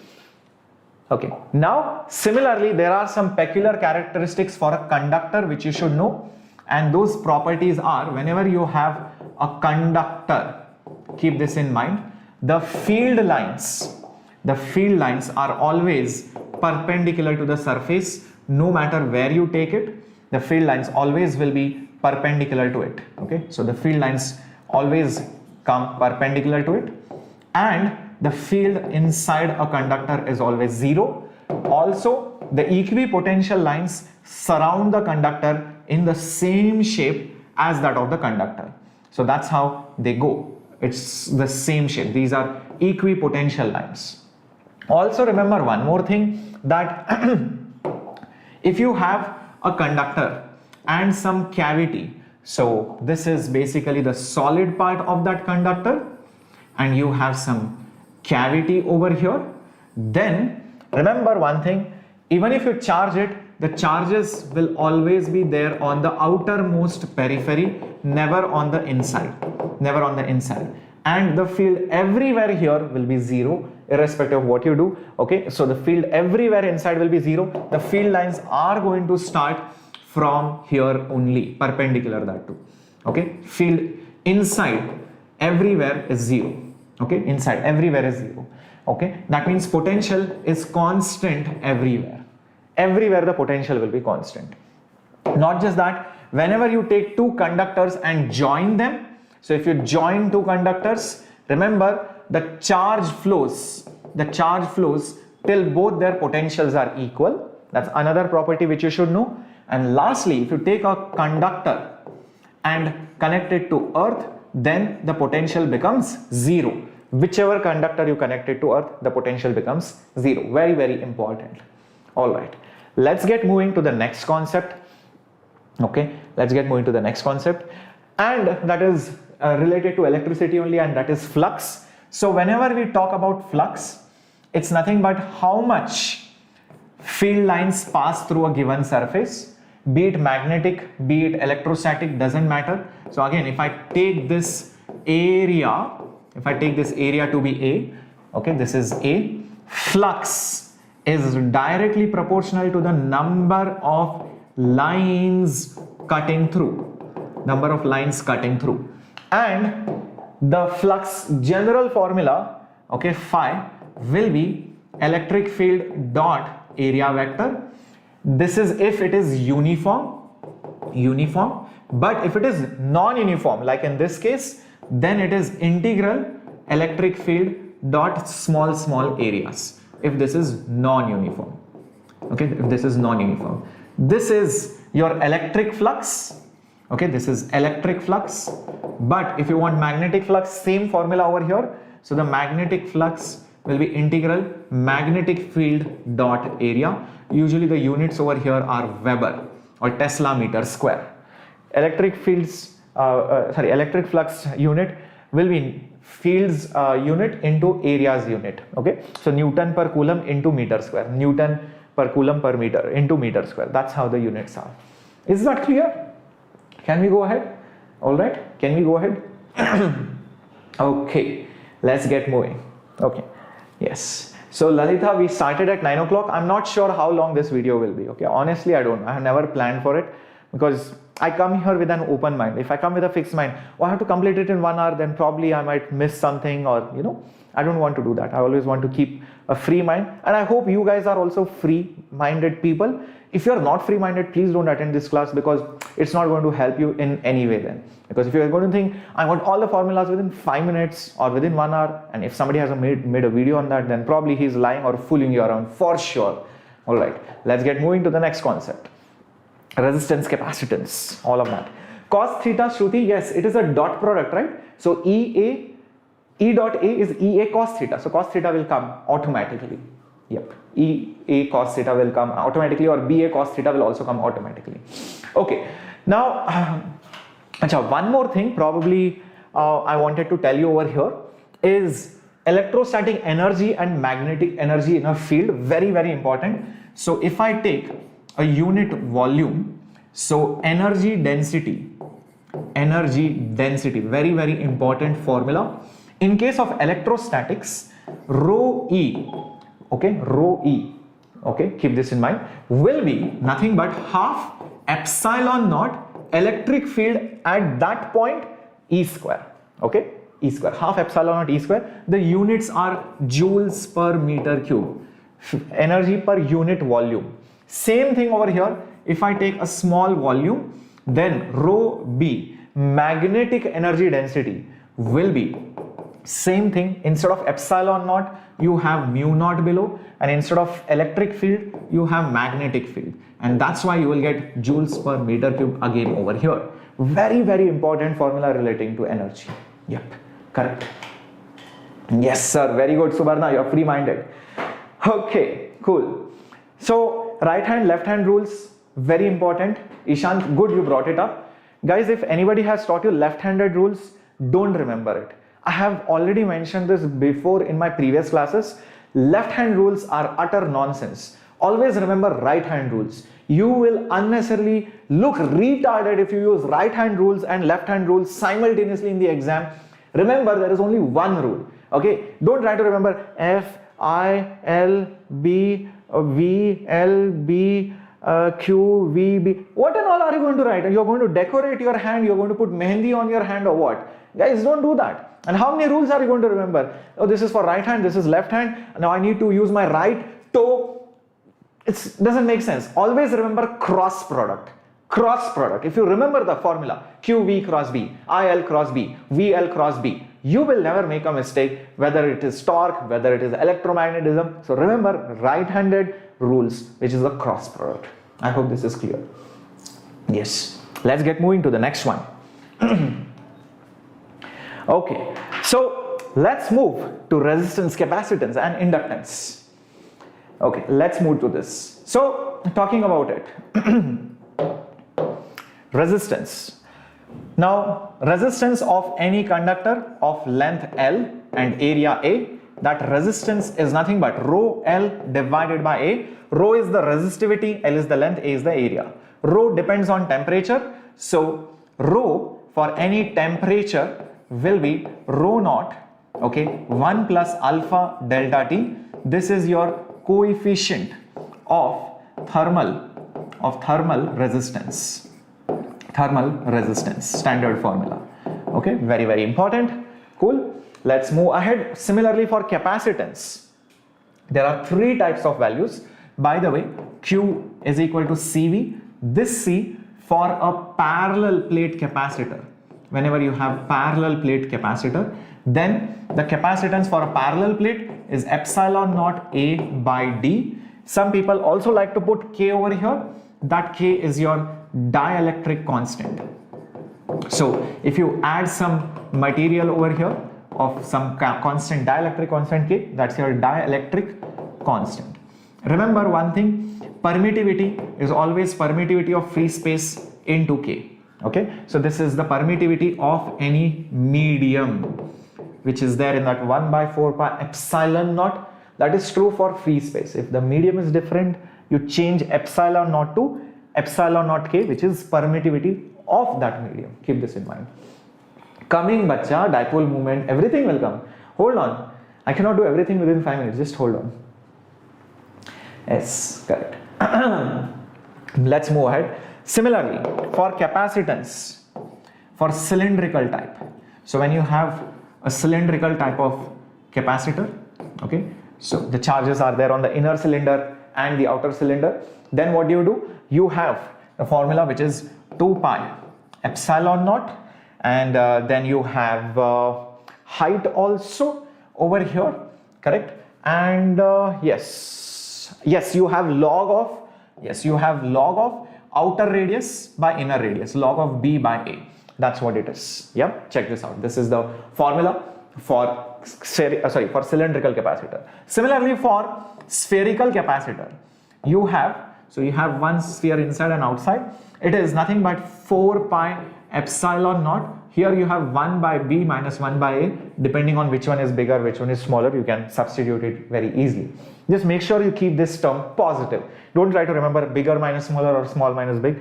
It just makes sense to make it positive. Okay, fine. Similarly, when you talk about inductance, so when you have a solenoid, okay, let's just draw a solenoid over here. So you have a solenoid, okay, of certain turns, certain radius, number of turns per unit length is given, L is given, R is also given. Then the self-inductance. What is the formula for self-inductance? So you have mu naught, you have pi R square, you have L, and you also have N square. Just check this out. Mu naught pi R square, length of the solenoid, okay, into, N square as well. N is the number of turns per unit length. If you forgot what is that L, L is nothing but phi is Li. This is your magnetic flux, this is your current, this is your self-inductance in Henry, this is in ampere, and this was in Weber. Keep this in mind. So that's how you define self-inductance. If you pass some current, how much flux is linked with it, that depends on the self-inductance of that inductor. Okay. Now, when you have mutual inductance, that means there is a coil inside another coil. The formula for mutual inductance is very, very similar. Okay, you just put the same things, mu naught pi R square L but instead of n square, you put n1, n2. What is n1, n2? n1 is turns per unit length of the inner cylinder or the solenoid. n2 is the turns per unit length of the outer solenoid.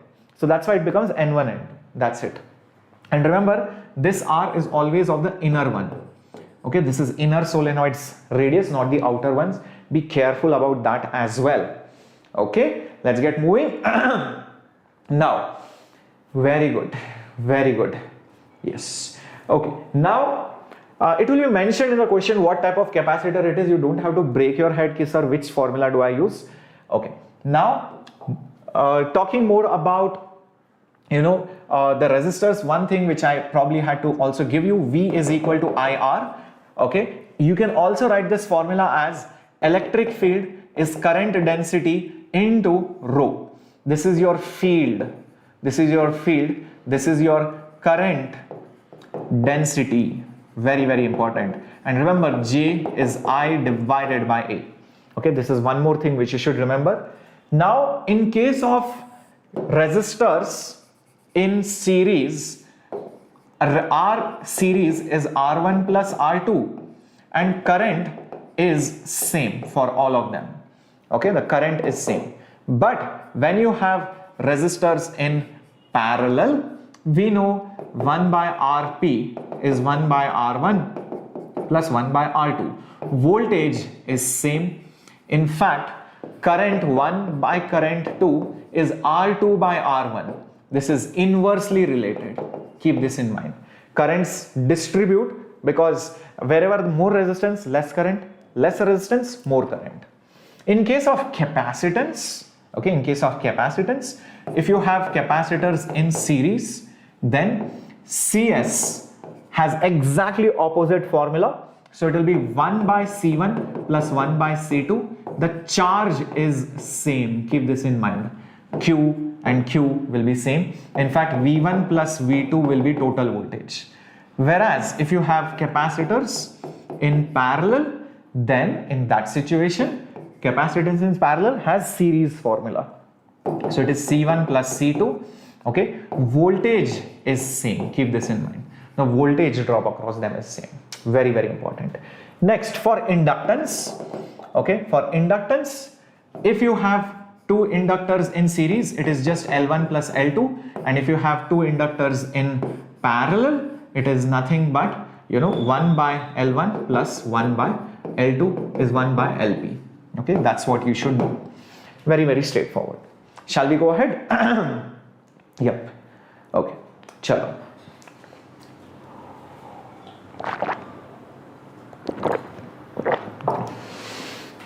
Okay. Okay, let's get moving. Okay, I'll just take some 2-3 minutes break because I need to drink and refill my water. I'm just going to get some hot water and come. Just like some few minutes of break. Okay, just 1 second. Let me just put a timer over here. 4 minutes. I'm just starting the break right now. Yeah, I'll just come.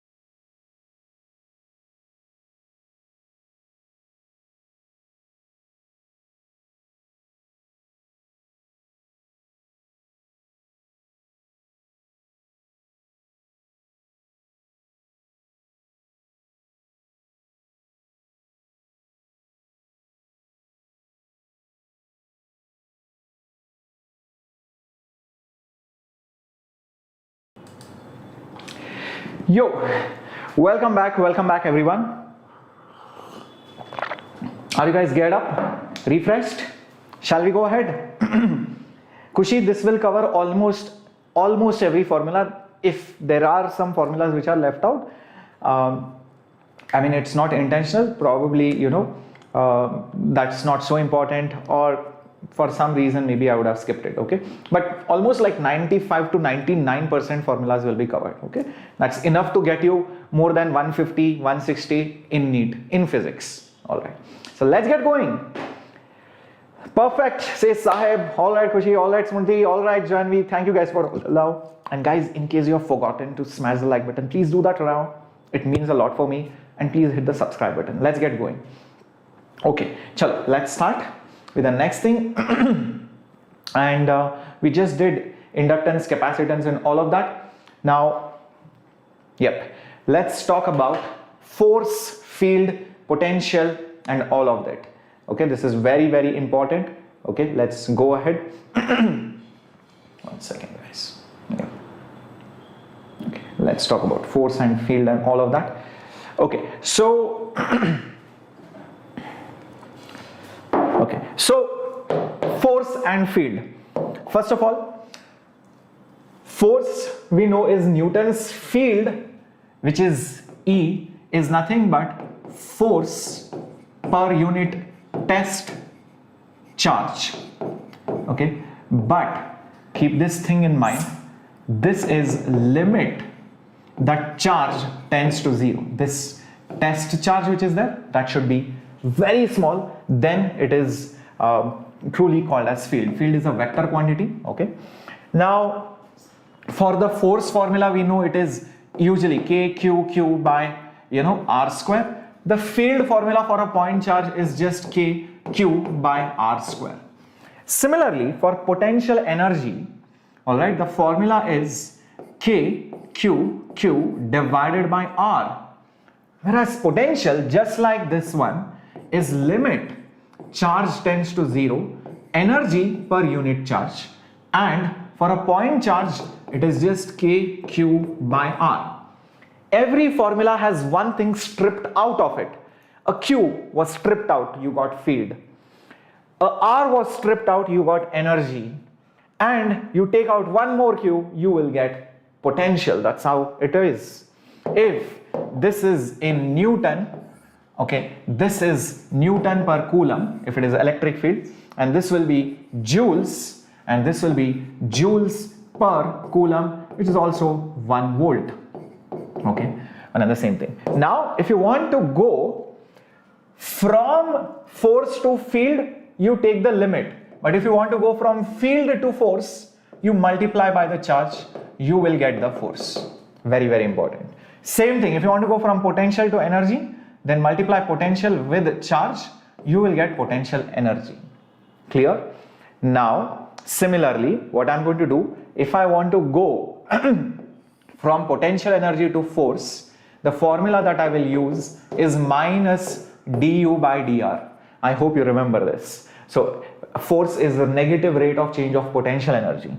Similarly, over here, when you have to go up, field is negative rate of change of potential. That's what you need to keep in mind. Yep. Now, next thing that you should know is also when you have to come down. When you have to come down from here. So when you have to come down here from force to potential, you integrate. So if you take the dr on this side, you will get f dr, and you will have that minus du over here. So you integrate both sides. That's how you do it. Same thing, if you want to go from field to the potential, what you need to do, look at this equation, take dr over here. So it will be e dr, and you have dv over here with minus sign, and integrate both sides. Now usually these are vectors, so if you put dot product over here, it will be better. So this is f vector dot dr vector. That's how this works. Very important. Okay, this is one slide which is very important for you guys because it puts all those things in one perspective. If you know this slide properly, trust me, you will be able to solve problems on field and potential and energy very easily.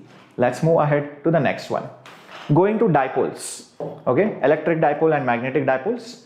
If you have charges q and minus q separated by a distance of L, it is a dipole, and that dipole is charged into separation, not 2L. I'm not putting L and L, I'm just writing one variable as L. And this is a vector quantity. The direction of this is always from negative to positive. In case of magnetism, okay, if you have north pole and south pole, the magnetic dipole moment is magnetic pole strength into L. This is magnetic dipole moment, okay, and this M is the pole strength, remember that, and this is your magnetic length of that magnetic length, okay. Sometimes you might not have two poles, you might be given a wire. So if you are given a wire which carries certain current, then this M is written down as NIA, okay, number of turns actually, NIA. Okay, so this is also the correct formula, very easy to remember. National Investigation Agency, like you have CIA in America, in India you have NIA, so it investigates into all very serious matters. It is also a vector quantity. Again, right hand rule, curl your fingers in the direction of current, you will see magnetic moment is in the direction of your thumb. Use your right hand thumb rule. All right, so let's get going. Okay, let's get going. Okay, cool, everyone fine till here? All right, now we will talk also about the torque and the field due to a magnet or a dipole. So for example, if I have a dipole, let's say P, and if I am at some distance r, and this r has to be very large, then the field and the potential at any point will be given by E is very important formula, K P root 3 cos square theta plus 1 divided by r cube. Very important. The formula for electric field at any distance r, this is your theta. This is dipole. Due to this dipole, what is the field? And the angle which it makes, alpha, also very important.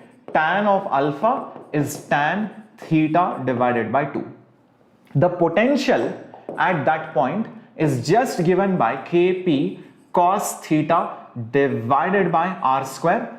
Now many people do not remember the general formula. Please remember the general formula. Please remember the general formula. That's very important, because else if you remember specific formula and if they give you a question at a certain angle, then you will get stuck. Remember, this line is called as the axial line and this line is called as the equatorial line. Okay. Same formula is also there in magnetism. If you have magnetic dipole moment M, and if you are at certain angle at certain distance, the magnetic field which will make some angle alpha is given by exactly same formula. B is mu naught by 4 pi, instead of P you have M, and root of 3 cos square theta plus 1 divided by r cube, and also tan of alpha is tan theta by 2, and also the potential will be mu naught by 4 pi M by r square, and you have cos theta over here. Okay, so very important. Everybody okay with this? Remember, again, this is axis and the perpendicular is called as the equator. Very important slide for dipole moment. Okay, so remember, for axis theta is 0. You'll put theta as 0. For equator, you'll put theta as 90 degrees in the formula. That's it. You will get the answer. That's how you need to do it. Let's get going. Okay, take a screenshot. Write it down if you're watching it as recorded by pausing it. All right, let's move ahead.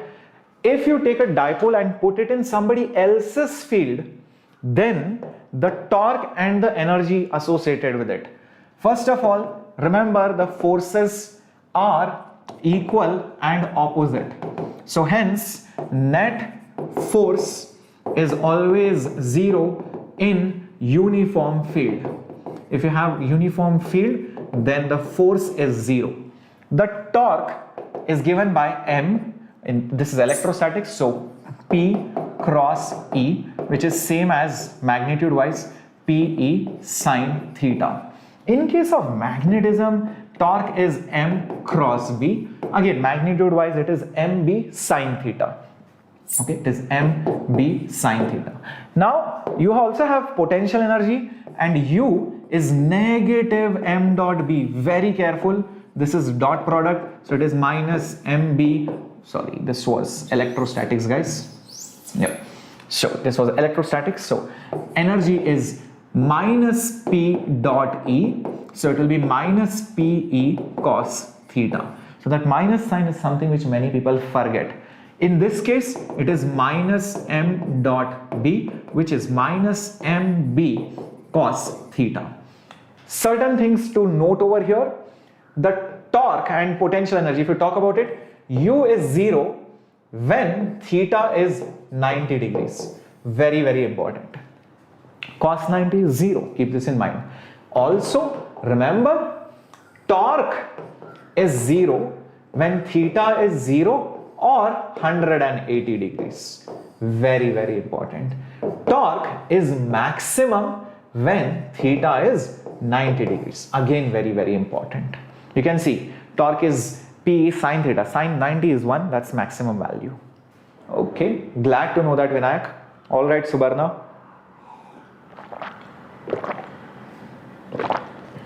Glad to know that, Aditulan. All right. Zayad, no problem, bacha. You can watch the recording later on. All right. Let's get moving ahead. Cool. I hope you have taken the screenshots, or if you're watching the recording, then you will pause it over here. Moving to the next thing. Yes, the equilibrium will be stable at 0 degree, Pranav. Stable equilibrium at 0 degree. Torque is 0. If you move it slightly here or there, it will come back. If you make it 180 degrees, it will be unstable. You move it slightly, it will flip. So unstable at 180, stable at 0 for both the cases. Okay. Now for charging and discharging, first of all, let me talk about the time constants and all of that. If it is a RC circuit, then remember time constant is RC itself. Okay. Whereas if it is a LR circuit, the time constant, it is nothing but L divided by R. Now, when you look at this circuit, look at this. If the switch was at position 1, the battery will charge this capacitor. If the switch is at position 2, the capacitor will discharge through this resistor. Same thing over here. I think this should have been a resistor, guys. Okay, this should have been a resistor probably. So, if you put this switch in position A, then this battery will charge this inductor.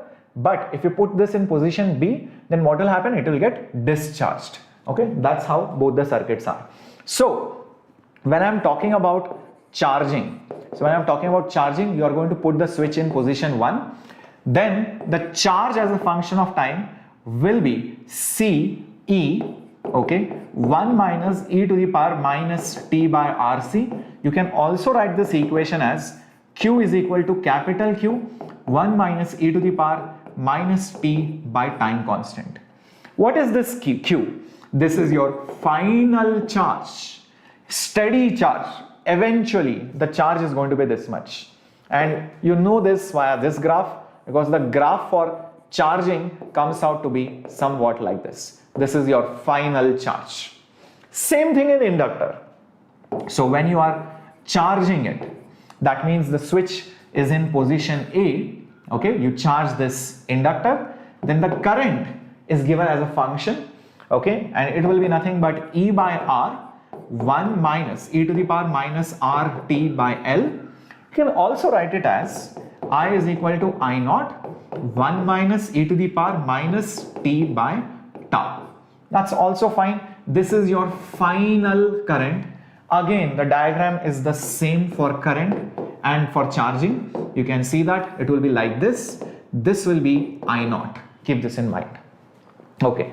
Similarly, for discharging, so when you discharge a capacitor, that is, you put the switch in position number 2, then the charge will slowly decay. It will be very similar expression, only that 1 will not be there.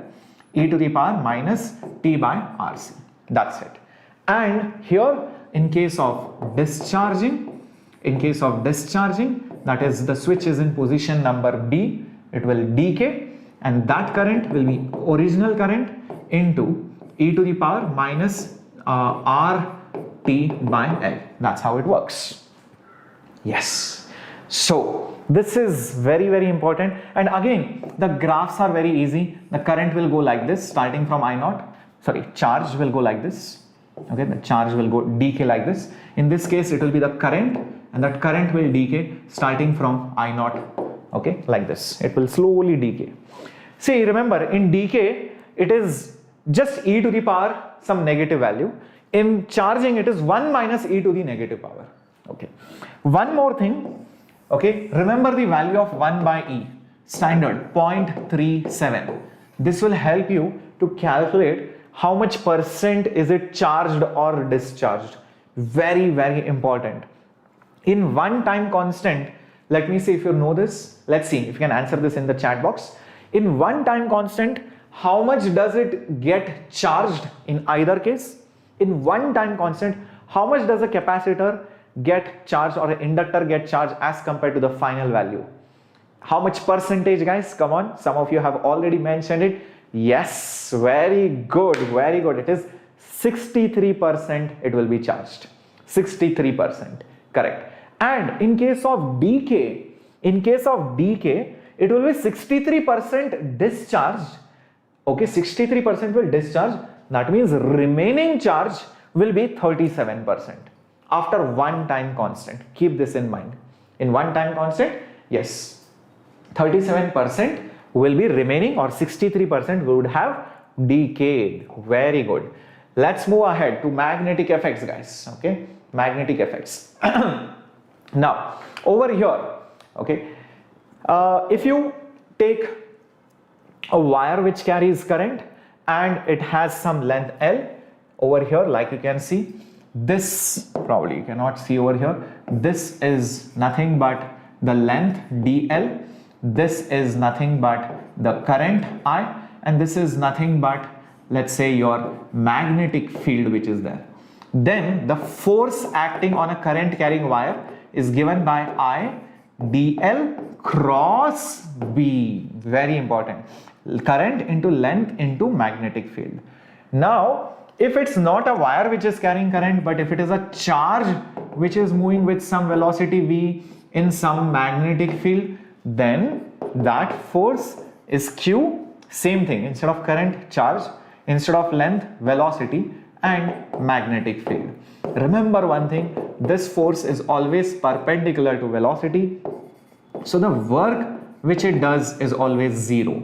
It can only change, it only changes direction and not the speed, because it can never ever do work.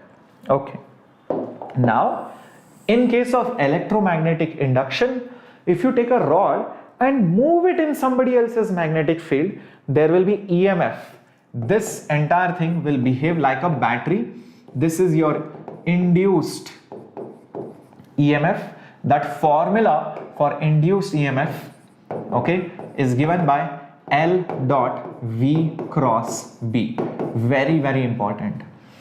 Very similar. V cross B, V cross V. L, instead of L you have, instead of charge you have length. Now usually it is LVB because everything is at 90 degrees. But let's say if it is not perpendicular, let's say some angle is given, then use this dot product and cross product. First take the cross of velocity and magnetic field, and then take the dot product of that. But usually such questions are very rare in NEET, but I have given you the formula just in case. Yep, be careful. Alright, now there are some important traits in these two kind of problems or these two scenarios, and very important for solving questions.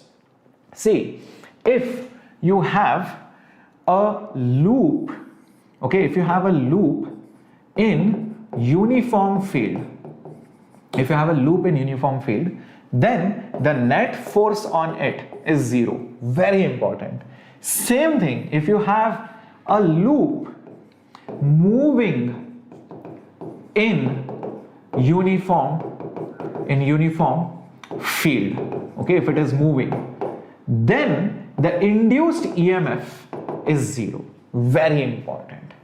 Also, one more thing which you should know, if you have a curved wire, carrying current, the force on a curved wire is the same as the force on a straight wire between the same two ends. It can help you solve so many problems. Semicircle is given, you don't worry about it, just draw the diameter. Whatever force acts on the semicircle will be the force on the diameter. Keep this in mind. Also, similarly in this case, if you have a curved wire which is moving, then the EMF in a curved wire is the same as the EMF in a straight wire. Very, very important trick for solving the problems. Yep, very good, very good. Understood? Let's get moving to the next part.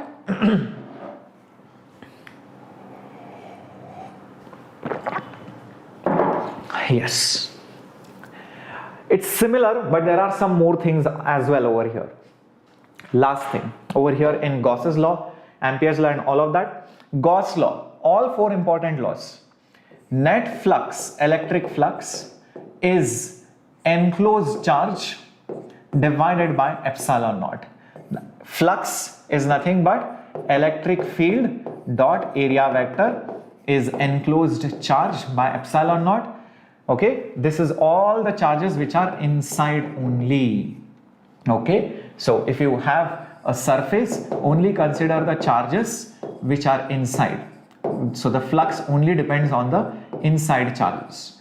For Ampere's law, if you have some wires which are carrying some currents, okay, so you take a loop and you find integral of magnetic field dot dl, that is enclosed currents, but instead of divided you have into mu naught. Okay, so there is no division, it's into. In magnetism, remember one thing, if you find net flux magnetic, this is always 0.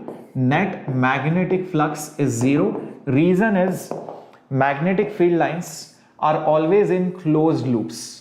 So magnetic field lines are always in closed loops. So if anybody tries to find the flux, okay, in some random surface, the number of lines going in and the number of lines coming out will always be equal. So net flux for magnetism is always 0. Keep this in mind. They can ask you a direct question on this.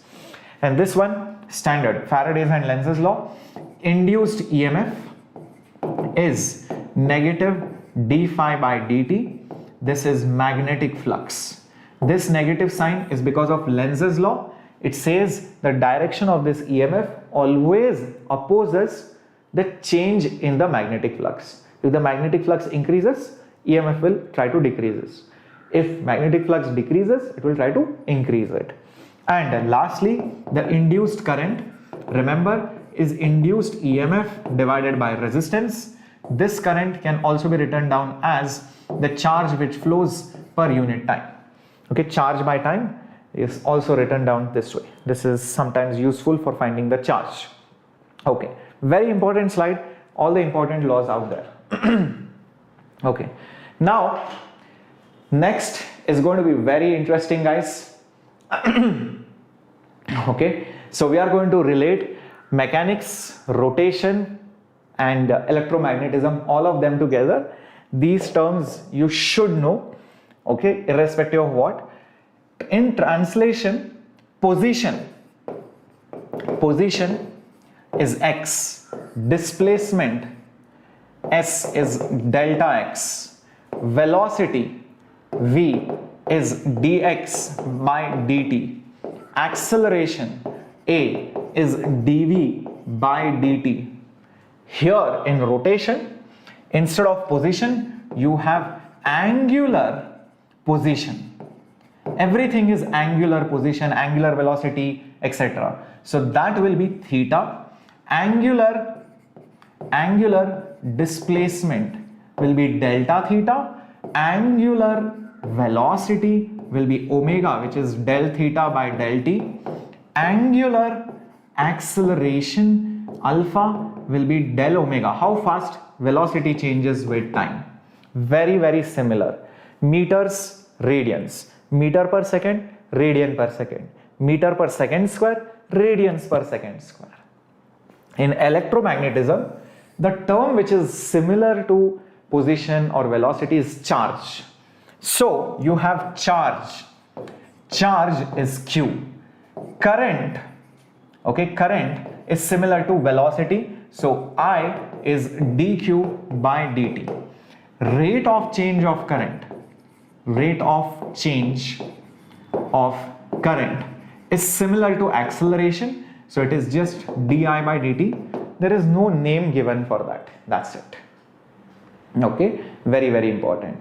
Now, having said this, also let me tell you, I can also put mass over here. This is mass. You have moment of inertia over here, okay, which is I, and generally the formula is summation mass into r square.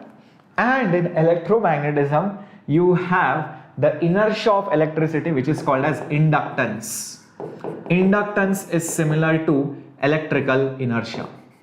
Very, very important. Inertia, mass and inductance are very, very similar.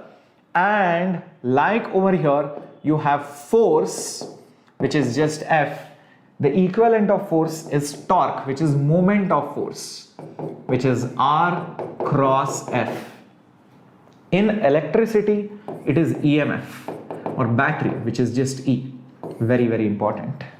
Similarly, you have resistance. I'll come to that. I'll have to probably remove all these things. Please note this down.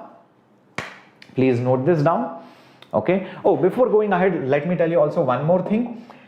Whenever you have to relate these two, especially translation and rotation, V can be written down as R omega. Check this out. V is R omega. Displacement is R theta. Length of the arc is R theta. Okay. Or delta theta, whatever you want to write. Acceleration is R alpha. A is equal to alpha R. Very, very interesting resemblance out here. R into angular gives you linear quantity. Okay. Chalo. Now going ahead. See, I just told you about force, torque and angular momentum, mass, moment of inertia. Sorry, not angular moment, my bad. This was EMF and this was inductance. Now, similarly, you have momentum here. Here you have, this was just momentum. This was momentum. Here you have angular momentum. Angular momentum. It is L and L is R cross P. Everything R into like torque was R into F. Angular momentum is R into momentum. Okay. And here you have flux and that flux is Li. Interesting to note, L is similar to M. It's mass. Remember, momentum is mass into velocity. Momentum was mass into velocity. So instead of mass, you have inductance. Inductance is similar to mass, and instead of current, what do you have?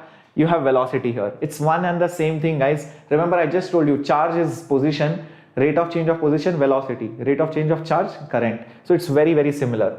Okay. And what you also have is spring constant.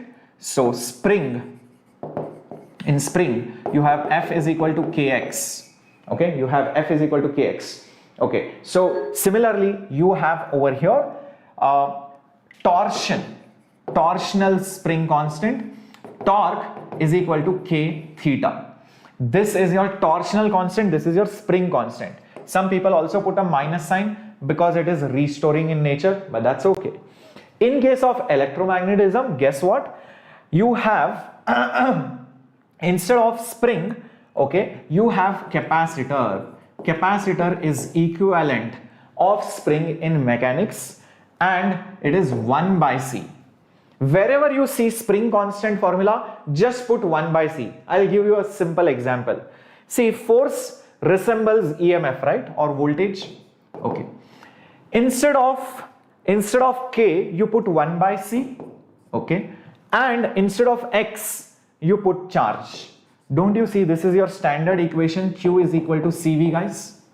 So that's why I said wherever you see spring constant, put 1 by C. In electromagnetism it works. Yep. Okay, last thing, in case of resistance, okay, I'll just put it over here probably. Okay, I just put it here, Q is equal to CV. I just did that over here. Resistance. So resistance is similar to, okay, resistance is similar to damping. You might have seen this in SHM or somewhere. So damping force is minus BV. So negative stands for retarding, but it's okay. Damping force is damping constant into velocity. Over here also you can write similar thing. Instead of force you put voltage. Instead of velocity you will put current, and instead of damping constant you will put resistance. This is your Ohm's law. This is your Ohm's law. Understood? Clear? Everybody understood this? Cool? Shall we go ahead? Okay, let's move ahead. Now I also want to talk about SHM over here and other things. Now in translation, kinetic energy is half mv square. In rotation, the energy is half I omega square. In electromagnetism, it is half L I square. Notice, instead of mass you have L, instead of velocity you have current. It's very easy to remember all these formulas. Next thing, this was all kinetic energy, and kinetic energy is associated with mass or inertia. This is energy of inductor.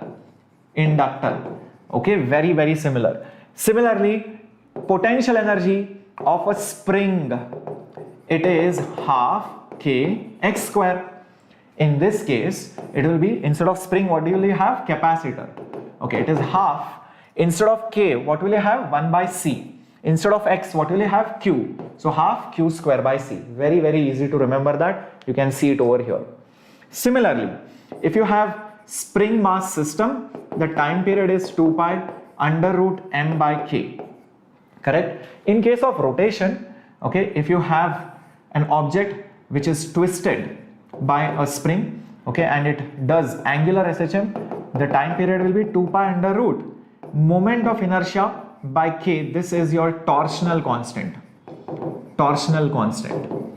Okay, remember that tau is equal to k theta wala. That is your torsional constant. In case of electromagnetism, you have inductor, you have capacitor, and then your time period will be 2 pi under root. Now instead of mass what will you put? Inductance. Instead of 1 by k what will you put? Capacitance. That's it. That's your time period formula. Is that clear? Everyone? This is such an interesting way of comparing these things. All right, let's move ahead. Okay, cool. Let's move ahead, guys. Very good, my warriors. Acha, chalo, let's move ahead. Now, going ahead, yes, translational and rotational kinematics. Okay, this is simple. See, when you have acceleration as constant, then only you can say v is u plus at, and s is ut plus half at square, and v square is u square plus 2as, and displacement in nth second is u plus a by 2 into 2n minus 1. In case of rotation, when angular acceleration is constant, then you can say final omega is initial omega plus alpha t. Very similar to this. Angular displacement is initial angular velocity into time plus half alpha t square, and final velocity square will be initial velocity square plus 2 alpha angular displacement instead of s, and displacement in the nth second angular wise will be initial angular velocity plus alpha by 2 into 2n minus 1. Yep, very important comparison. This you know, but this is something which many people forget. So remember, you can also use kinematics in rotation and circular motion. Okay, let's move ahead to the next point. Circular motion. Now let's say there is a particle at a distance r. The velocity is here. This is obviously perpendicular and it makes some angle theta. This angle theta will keep changing as that particle goes around. This is your tangential velocity, okay, and it will also have some angular velocity. It might also have some angular acceleration, angle wise. It might have some acceleration over here, okay. All these things can exist. Therefore, this particle in circular motion may also have two types of acceleration. One is your tangential acceleration and the second one is your centripetal acceleration. Remember, this will only change the speed of the particle. Centripetal is only responsible for direction change. Tangential acceleration is just rate of change of speed. Rate of change of, not velocity, rate of change of speed. Keep this in mind. Centripetal is v square by r or omega square into r. One and the same thing. Now, having said this, if you take the resultant of both of them, you will get the total acceleration. So this is the total acceleration. That will be nothing but root of ac square plus at square, which is vector wise their addition. Also remember one more thing, that if there is acceleration, there will be force. So whatever forces are there, if I split it into two components, all those forces along the tangent will be tangential force. All those forces towards the center will be centripetal force. So the net force is centripetal plus tangential vectorially, and centripetal force is mass into centripetal acceleration and tangential force is mass into tangential acceleration. As simple as that. I hope this is clear. Yes, so very important. Okay, cool. Now, having said this, let's move ahead to the next part.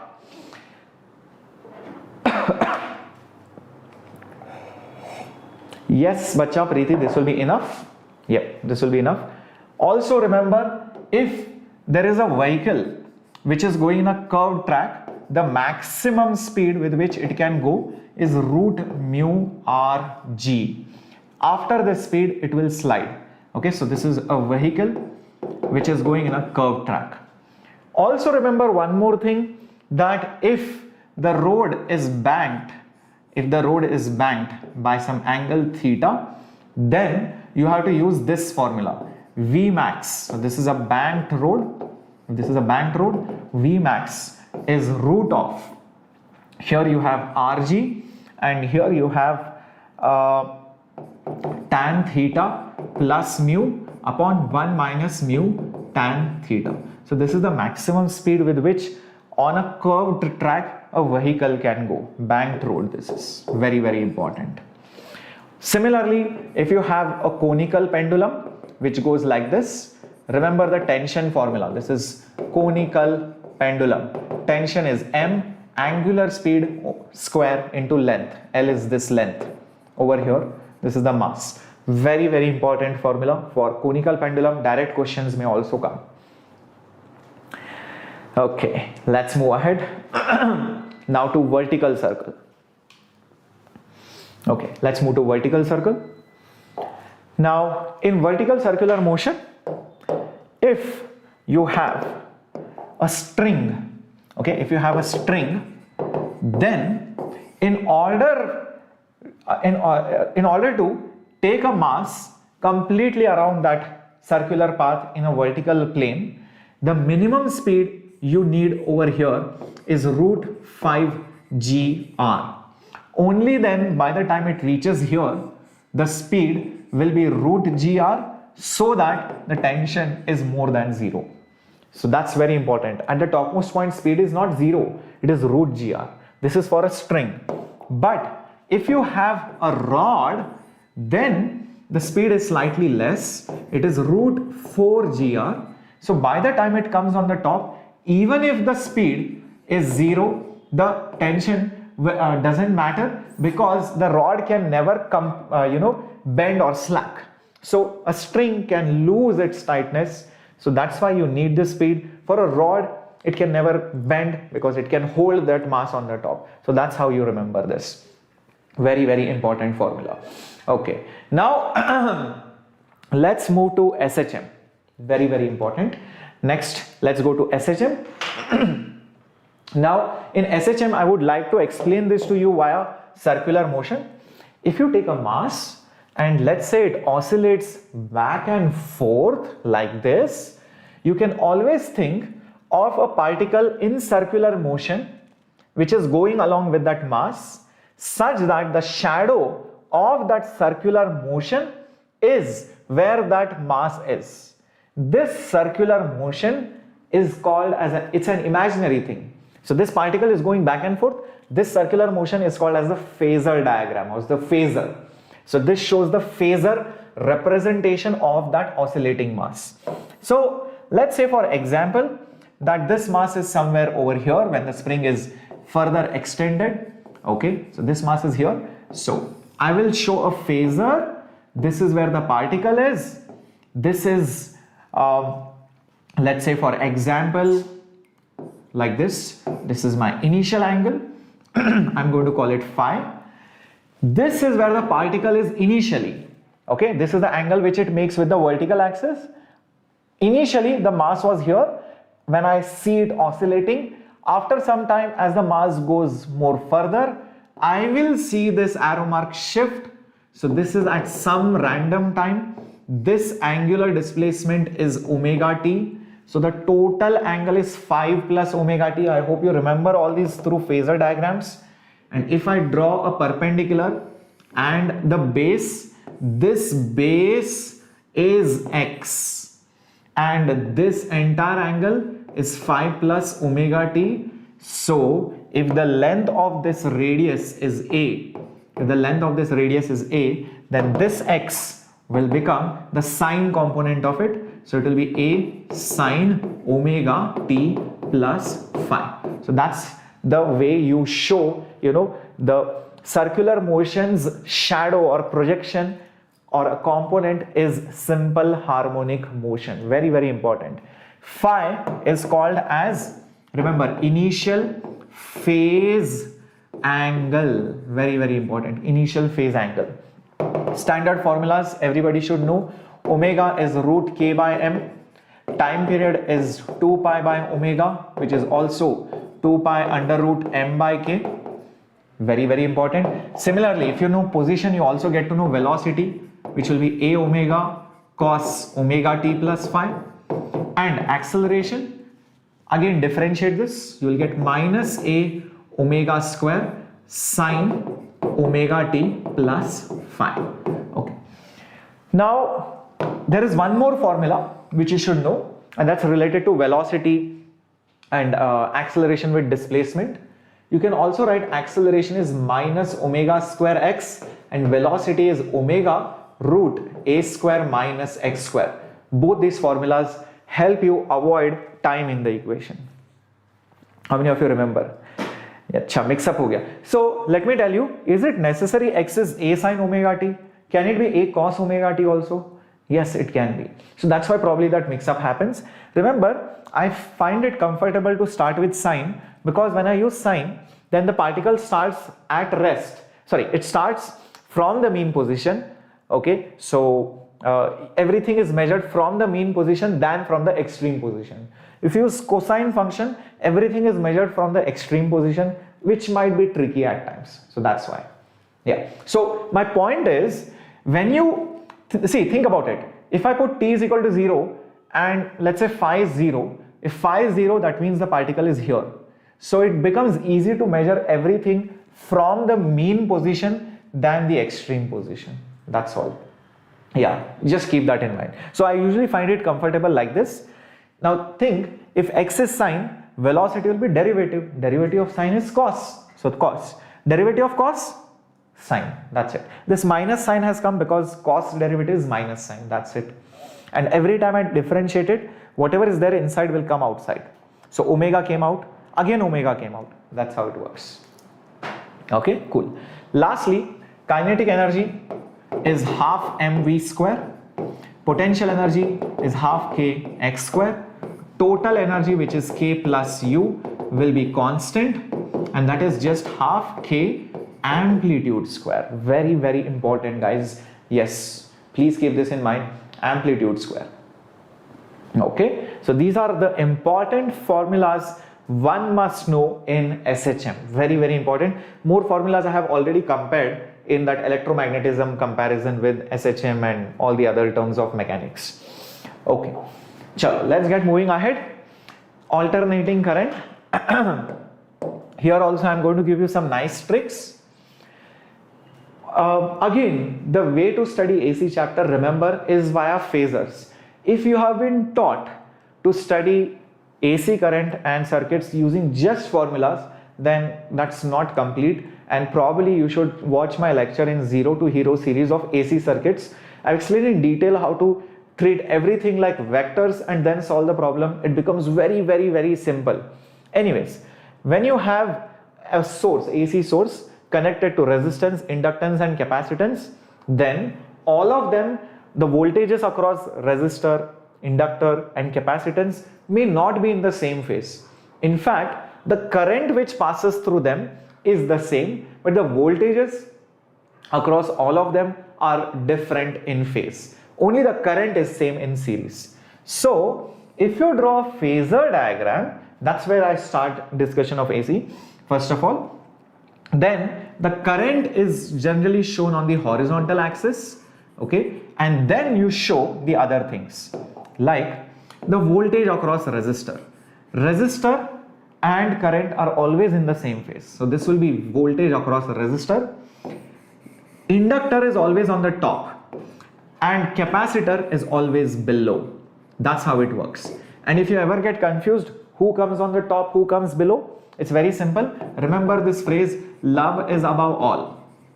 Love is above all. So L on the top, everything else comes below. That's it. Now treating them like vectors, some vector here, some vector here, some vector here, you can cancel them, at least L and C. So some part will be remaining over here, and adding it with VR, what you are going to get is the total vector. This will be the total voltage. That will be the total voltage which you have applied across all these components. That's how it is. Okay, that's how you can remember it. This is phase difference, phase angle, phase angle. Very, very important. Now, once you know this, oh, by the way, one more thing which you should know, RMS value, RMS current, RMS voltage, etc. is always peak voltage divided by √2. Always all parameters in AC are in RMS. If they tell you 100 volts is applied in AC, that means it is 100 volts RMS. What is the reading shown by the ammeter? It is RMS. They will never give you peak, unless it is explicitly mentioned. If they tell you the peak voltage is this much, then you take it as peak, but otherwise you take it as RMS only. Okay. Next, once this is done, let me also talk about all the other things involved over here. Like we know, voltage is current into resistance. This is voltage across The resistance is current into resistance, Ohm's law. Voltage across inductor is current into resistance of inductor, which is called as reactance. Reactance. And what is the formula for XL? It is omega L. Voltage across capacitance is I into XC. This is capacitive reactance, which is 1 by omega C. And remember one thing, the total voltage is current into total resistance. This is called as impedance. Impedance, very, very important. So these are equivalent of resistances. Everything is in ohms. You can actually draw one more phasor diagram. How? Here you draw resistance. Here you draw inductors resistance. Here you draw capacitors resistance, which is reactance, and eventually you draw the total Z by vector addition. Z bar is actually R vector plus XL vector plus XC vector. So vector addition. So magnitude wise, it is root of R square plus what is this height? This height is XL minus XC. So XL minus XC whole square. Same thing I can write for E also. I can write it for E also. E will be root of VR square plus VL minus VC whole square. It's one and the same thing. Okay? And also one more thing. This angle is also phi. Same thing. It's the same vector diagram. Just they have been stretched by different units. These are in volts. This is in ohms. That's it. And the power formula is something which you can never forget. Vrms into current RMS into cos phi. What is this cos phi? Immediately tell me in the chat box. Meanwhile, I'll give you the other formula. IRMS square into R is also other formula for power. Yep. Yes. What is cos phi, guys? Cofactor. It's called cofactor. No, it's called power factor. Yeah, this is called as power factor. Very good. This is power factor. Very good. Okay, write it down, make notes. Let's get moving. Yes, you can write cos phi as R by Z also. It's one and the same thing. Yeah, it is R by Z also by geometry. Yeah, it's fine. Okay. Okay, let's move ahead, guys. Let's move ahead. Let's move ahead. Okay. We are reaching towards the end now. We are going to center of mass, momentum, fluids, and little bit of modern physics is left. Let's go ahead, guys. Yep. Let's move ahead. Okay, already 2.5 hours is over. Center of mass, moment of inertia. Standard formulas which you should know. Solid hemisphere, center of mass is at a distance of 3r by 8.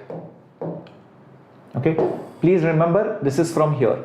This distance, center of mass is 3r by 8. Okay, for hollow it is r by 2. For solid cone, the center of mass is at a distance of h by 4 from the base, and for hollow it is h by 3.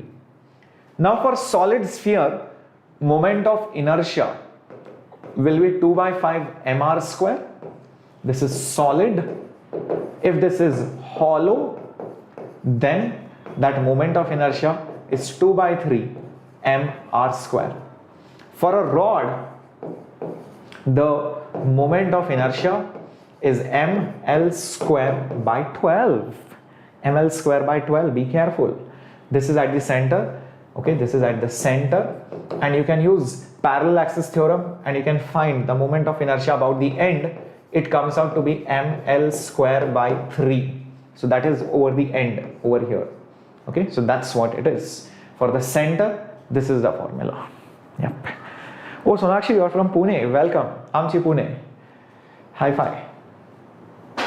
Okay, let's move to the next part. Now, if you have an arc, many people do not know this formula. If you have an arc, this is that arc. Look at that. This is that arc. Then the center of mass of only that arc will be somewhere over here.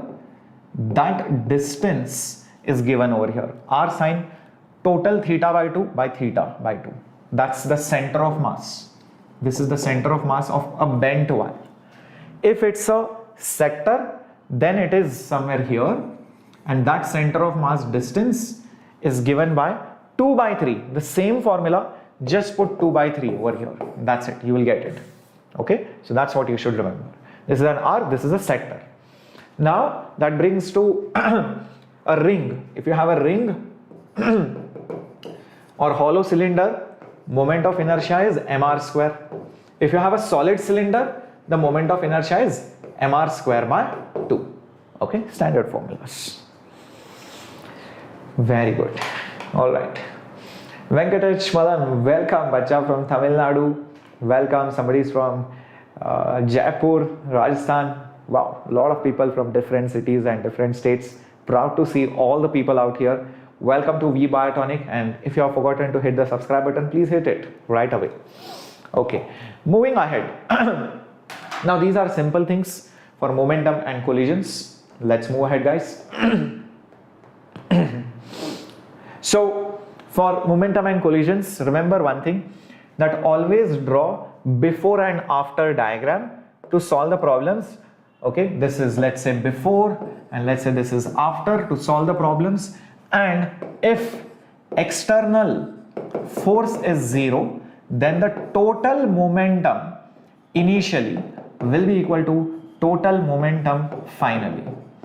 And if type of collision is mentioned, then remember relative separation upon relative approach will be E, and this is 1 for elastic collision, no energy loss, and it is 0 for perfectly. Okay, so for perfect inelastic collision. Perfect inelastic collision. Remember this, okay? Very, very important. Elastic and perfect inelastic. Here, no loss, and over here, maximum energy is lost. Standard things. If you take a force and hit an object, there will be an impulse J, and that J is just change in momentum. It can be also written down as force into time, or integral of force with time. Okay, so integral of force with time is nothing but impulse. It is also the area under force versus time graph. There were so many questions like this where a graph is given and you just have to find out what is the impulse. So just find the area. Just find the area. That's it. Last formula, which many people do not know. What is the formula for momentum of center of mass? Many people think it is m1 p1 plus m2 p2 upon m1 plus m2. Wrong. It is just p1 plus p2 plus p3. That's it. So that's the formula for momentum of center of mass. There is no m1 p1 plus m2 p2. No, it's not correct. Okay, just addition of all the momentums. Take a screenshot. Okay, moving ahead to the next one. Yes, the shear forces, longitudinal forces and bulk forces. Let's talk about all these deformations. Longitudinal deformation is when you try to stretch or compress an object by applying a force perpendicular to the area. If you apply the force perpendicular to the area, that longitudinal stress is that perpendicular force by area. If you try to slide an object, that's shear. So that shear stress is called as F parallel by area. Parallel force by area on which you apply it. When you try to change the volume, it deforms volumetrically. So that volumetric deformation is just the change in the pressure. Change in pressure. That's it. Strain, longitudinal, is how much does your length change upon original length. Similarly, shear strain will be how much does it move over here upon this height. And if you mark this angle as theta, it is x by h, which is tan theta. Keep this in mind. And bulk strain, that is change in volume divided by original volume. That's it. Yep, that's it. Lastly, Young's modulus is just this by this. So F perpendicular by area by change in length upon length. Similarly, over here, what do you have? Shear. Shear is G. So it is F parallel by area upon X by H.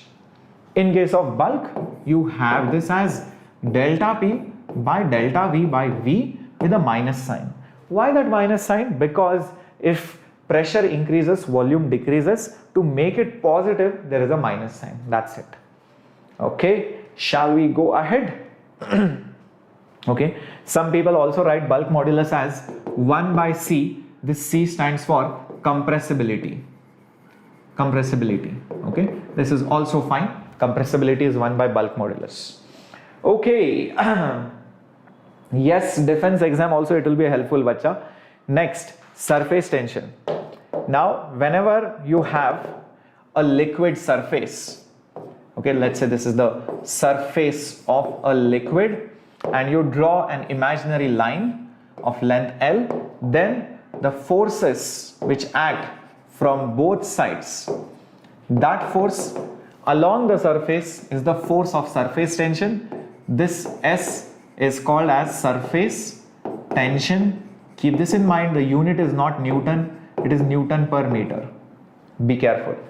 But if you have a rod, then the force is 2SL because there are two surfaces. So if you have a rod which is connected to a film, whenever there is a film, there are two surfaces. Keep this in mind.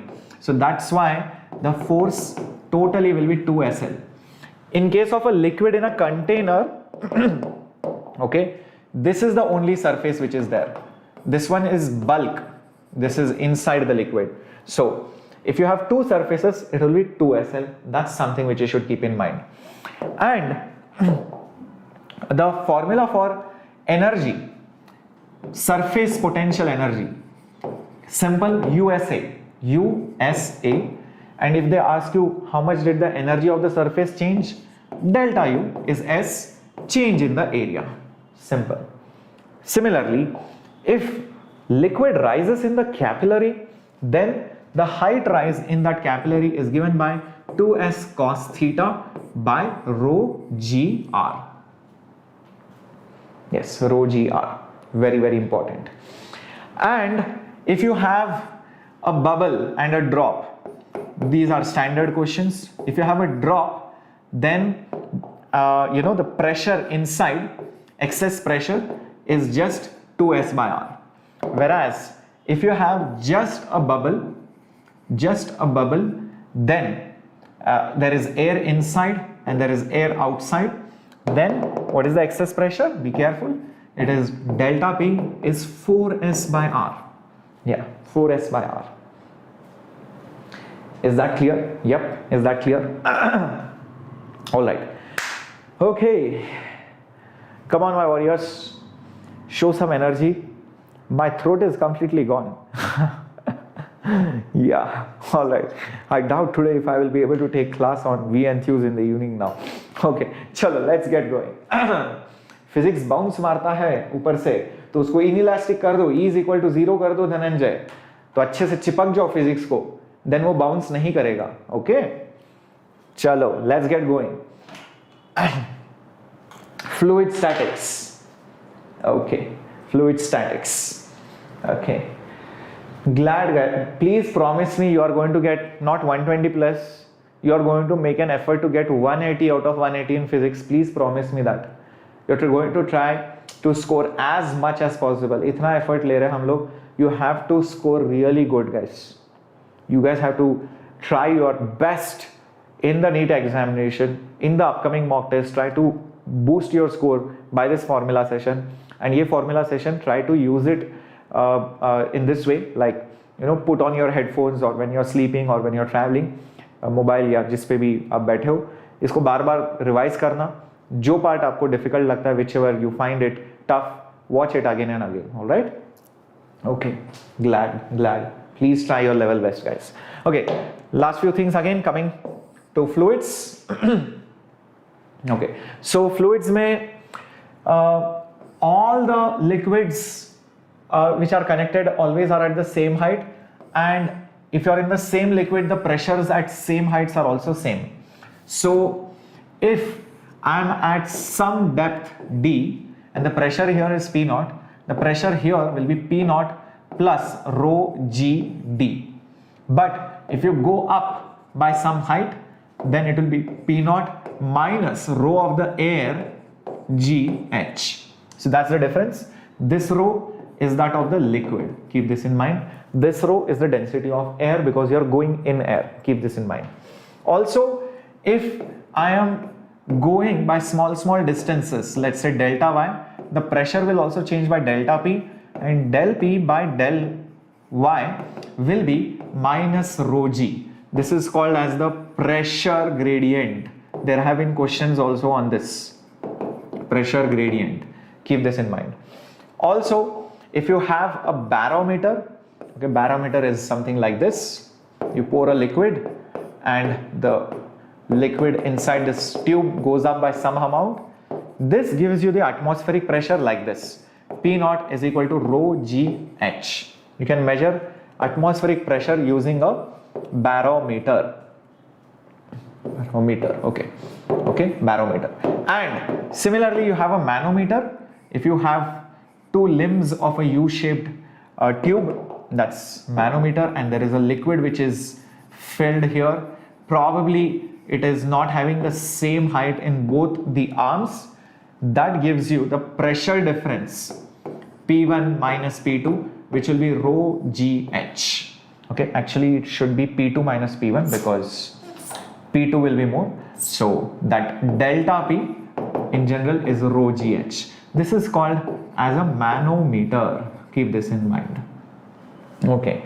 Lastly, when we talk about buoyant force on any object, then if this is the volume which is submerged, then the buoyant force or thrust force, okay, buoyant force is given by density of liquid into volume which is submerged into g. And there might be other forces also like the weight.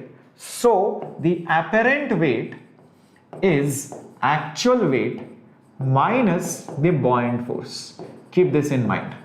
So if apparent weight is mg dash, actual weight is mg, buoyant force will be rho of the liquid, volume submerged, okay, and to g. That's how it is. Keep this in mind. This way you can find the apparent perceived gravity inside that. Okay, very important formulas of fluid statics. I hope you have noted it down. Now let's go to fluid dynamics. Now in fluid dynamics, when liquid flows through different cross section, what remains the same is volume flow rate. Volume flow rate is constant, and that volume flow rate is area into velocity. So the product of area into velocity will be constant. This is called as equation of continuity. Okay, this is called as equation of continuity. Now, if the height etc. changes, you can also use Bernoulli's principle. For Bernoulli's principle, what you need to do is take a reference line, and you can take two cross sections somewhere.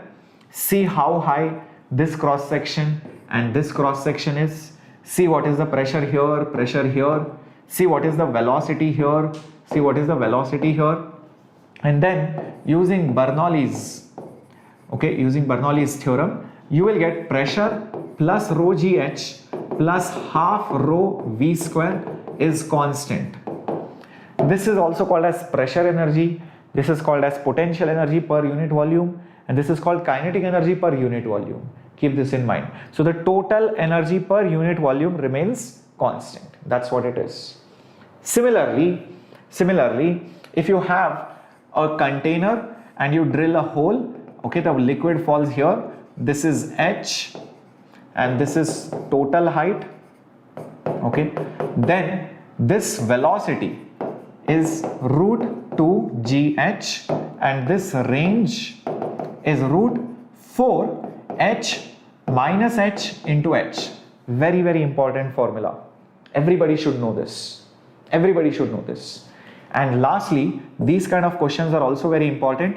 If you have a tube and liquid is coming out of it with velocity v, area is a, then the force which the liquid exerts, thrust force, is density into area into velocity square. Very important formula. Preeti, you should get easily 150 marks then. And you should also do more assignments, theory reading from NCERT and all of that. If you do that, easily you will get 150 plus. Okay. Clear? Shall we go ahead, guys? Shall we go ahead? Everybody has taken a screenshot? Give a thumbs up. Let's move ahead. Okay. Now, let's move to probably viscosity. Yes. Now, in viscosity, whenever two surfaces slide with respect to each other, the liquid also will slide with different velocities. There is something called as a velocity gradient which is set up, and it is nothing but if one point has velocity v, other point has v plus dv, the separation between the layers is dy, then velocity gradient is velocity change with distance. How much does the velocity change with distance or height? That's called as velocity gradient. And you have your Newton's law, and Newton's law says that the force of drag which is experienced because of the sliding of the layers is eta a dv by dy. This is your coefficient of viscosity. This is your coefficient of viscosity. Now, if you have a sphere which is moving in a viscous fluid, let's say the velocity is over here, then there will be a drag force, and that is given by Stokes' law, and that is nothing but 6 pi eta rv. R is the radius. So the ball will experience this much drag force opposite to the velocity, and the drop, whenever it falls, it will eventually achieve terminal velocity. The terminal velocity formula is 2 by 9. You have g r square by eta, and here you have difference of the densities. So sigma minus rho. If you are wondering what is the sigma and rho, sigma is the density of the drop and rho is the density of the air outside. Very, very important formulas. Keep this in mind. Lastly, you should also know that if you have liquid flowing with certain velocity in a tube of diameter d, then you have a special number called as Reynolds number, which is rho v d by eta.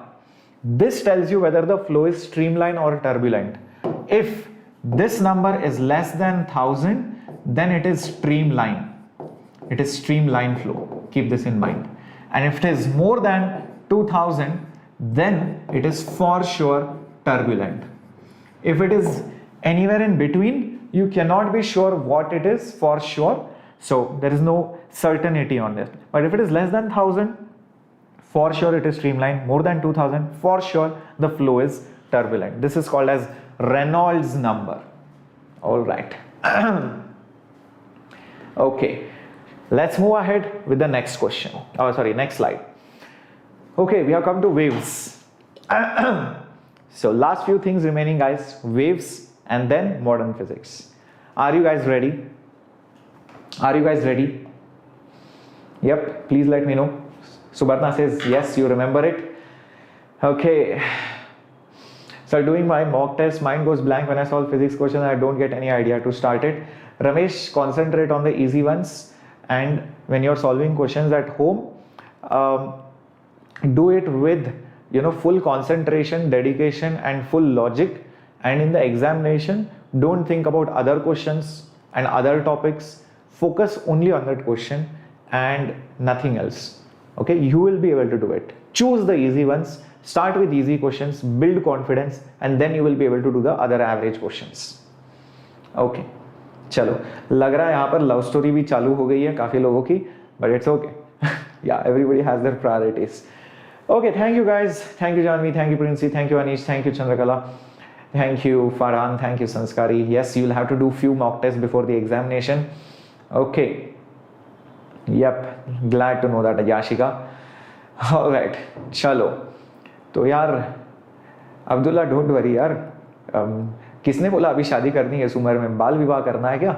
Chill मारो, अभी पढ़ाई का उम्र है, अभी तुम पढ़ाई कर लो, डॉक्टर बन जाओ, अपने आप रिश्ते आ जाएंगे, ऐसे ही बहुत बढ़िया रिश्ते आ जाएंगे अब्दुल्ला, ठीक है? शादी में ज़रूर बुलाना, है ना? Alright, don't worry about it, all this will happen, ठीक है? चलो, let's get moving. Okay, thank you guys for all the love from Karnataka and everywhere, all the parts of India that you guys are coming over here and watching this live. Thank you guys very much. Okay, चलो चालू करते हैं waves. Transverse waves में the particles will move perpendicular to wave का motion. Longitudinal में they will move along the wave का motion. And in electromagnetic waves, electric field, magnetic field are perpendicular and they are very similar to transverse wave. In general, transverse wave का equation रहेगा. By the way, the general formula for all of them is speed of that wave is frequency into wavelength. Standard. Now, y coordinate of any particle is given by a sin kx plus or minus omega t. कुछ phi भी डाल सकते हो if you want phase constant, but that's okay. अब ये a क्या है? This is amplitude. This is amplitude. This k is angular wave number, मतलब 2 pi by lambda, and omega is angular frequency, मतलब 2 pi f. In case of longitudinal wave, हर एक particle moves back and forth like this. That the displacement is maximum displacement into sin cos, कुछ भी use कर सकते हो, kx plus minus omega t. Now, please remember ये plus minus कैसे use करना होता है? If it is plus, it is moving along negative x axis, and if it is minus, उल्टा होता है ये, it is plus, it is moving along positive x axis. That's how it works. Okay, let's get moving. And electromagnetic waves, it's the electric and magnetic fields equation.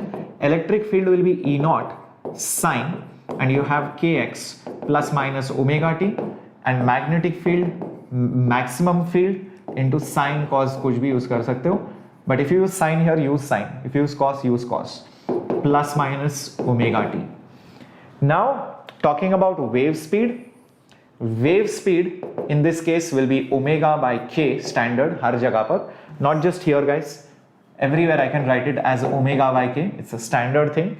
Okay, it's a general formula for all of them. But for a wave on a string, the speed of the wave is given by root of tension by mu. This is tension and this is mass per unit length, kg per meter of that string. Very very important. In longitudinal मतलब sound waves, solid अगर रहेगा then you use Young's modulus by density. If it is a liquid then you use bulk modulus by density, and if it is a gas then you use gamma p by rho. Very very important guys. All right, and this is also gamma r t by m, which is something which you should know by gas law equation. In case of electromagnetism, the speed, which is c, is given by E by b, which is also E naught by b naught, which is also 1 by root epsilon and mu, relative permeability and permittivity. Yeah, permittivity and permeability दोनों भी आ जाएंगे. लिख लो everyone quickly. Last thing which I would like to tell over here, if you do electric field cross magnetic field, जो भी आता है, that will give you the direction of speed of light. This is very very important. Write it down. I hope you have filled your notebooks by now, and you can take a screenshot, you can write it later on, or you can pause the video and write all this down in the nodes. Okay, let's move. Thank you, Kushi. Thank you, Ankita, for all the love, bacha. Okay, thank you, Abdullah. All right, chalo, let's get going. All right, Farhan, good. If your physics is strong, then hopefully you will get 180, bacha. Now, transverse ho, longitudinal ho, the formulas are very similar for standing waves. Now, standing waves are those waves when you have two waves going in opposite direction and they interfere and they produce standing waves. The equation of a standing wave is 2a sine kx cos omega t usually. What is A? A is the amplitude of any one wave. Very important. 2a will become the amplitude of the standing wave. Nodes are those points जहाँ पर amplitude is 0. Antinodes are those points where amplitude is 2a or maximum. Now, remember one thing. यहाँ पर fixed, string fixed at both ends is similar to an organ pipe which is closed at both ends. A string fixed at one end and free at the other is similar to a pipe closed at one end and open at the other. And a string which is free at both ends, दोनों ends ऊपर नीचे जा सकता है, is similar to a pipe which is open. इस case में जो standing pattern बनता है, it is usually like this. Here it will be probably like this. You have antinodes here, and in this case also you have antinodes towards the end. Same thing यहाँ पर. Here also you will have nodes at the end. Here you will have a node, here antinode. तो मतलब कुछ ऐसे. And here both places you are going to have antinodes. That's how the waves are. Now in general formula is same. Here F is equal to NV by 2L. Here F is odd times V by 4L. And here F is NV by 2L.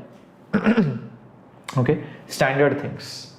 Remember, when you have the least number, that least number, n is small, odd number is the smallest, that will be the fundamental. It is also called as first harmonic. Okay, and इसके बाद second harmonic आता है, फिर third harmonic आता है, and all of that. Okay, depending on what type of arrangement it is. Be careful here, यहाँ पर odd numbers हैं तो केवल odd harmonics ही आएंगे. Only odd harmonics are present. Even harmonics are absent over here. Keep this in mind. Yes, I hope this is clear. Okay, chalo, let's get moving. Yeah. My God, legend. Glad at least YouTube recommended this video at least now. Next, interference of waves, standard formulas. Okay, whenever you have two waves interfering with each other, okay, there might be some lag between them. That is called as the path difference.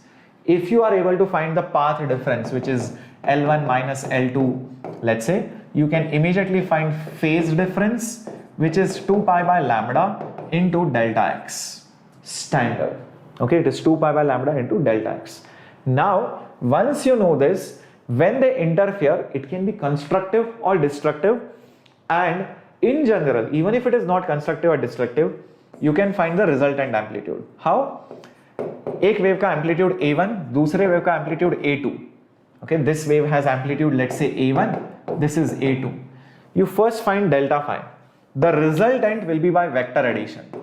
Yes, just find this angle, this is del phi. Just use vector addition, you will get the resultant amplitude. So A, strictly speaking, is nothing but root of A1 square plus A2 square, vector addition wala formula, plus 2A1 A2 cos del phi. Sab kuch under the root. If you are going to talk about intensity, remember intensity jo hota hai, it's always going to be proportional to I square, amplitude square. So the intensity resultant formula comes out to be I1 plus I2 plus 2 root I1 I2 cos del phi. Cos del phi is outside, be careful. Okay, so that's what it is. Everybody fine? Yeah, these are important formulas, guys. Very, very important. Also, if it is constructive interference, जैसे कि आप यहाँ पर देख सकते हो, this is constructive. I'll just put it over here. In constructive interference, remember the phase difference is 0 and the amplitudes will just add. Amplitudes will just add. Whereas in case of destructive interference, the phase difference is pi and the amplitudes will subtract. So take the modulus of it. Very, very important. Okay. Also remember, if you talk in terms of path difference, del x will be, for destructive it will be odd times lambda by 2. In this case, del x will be in general any multiple of wavelength. कोई भी multiple of wavelength मिल जाए, it is always going to be constructive. Delta x, path difference. Okay.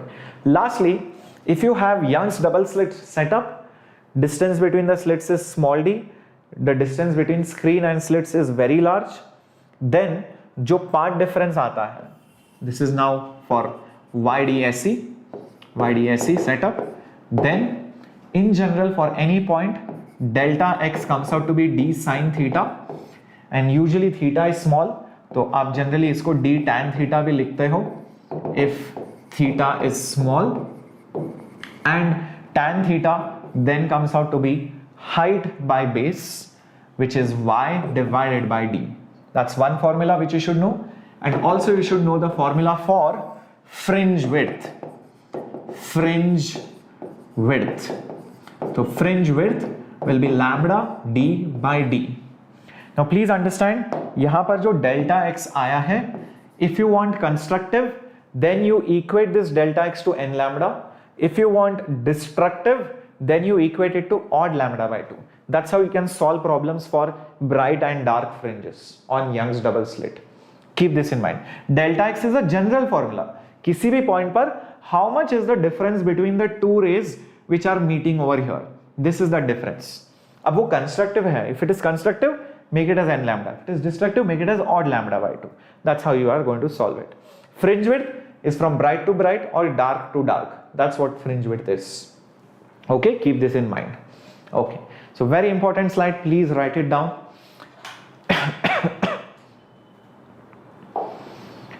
Okay, we have come to modern physics.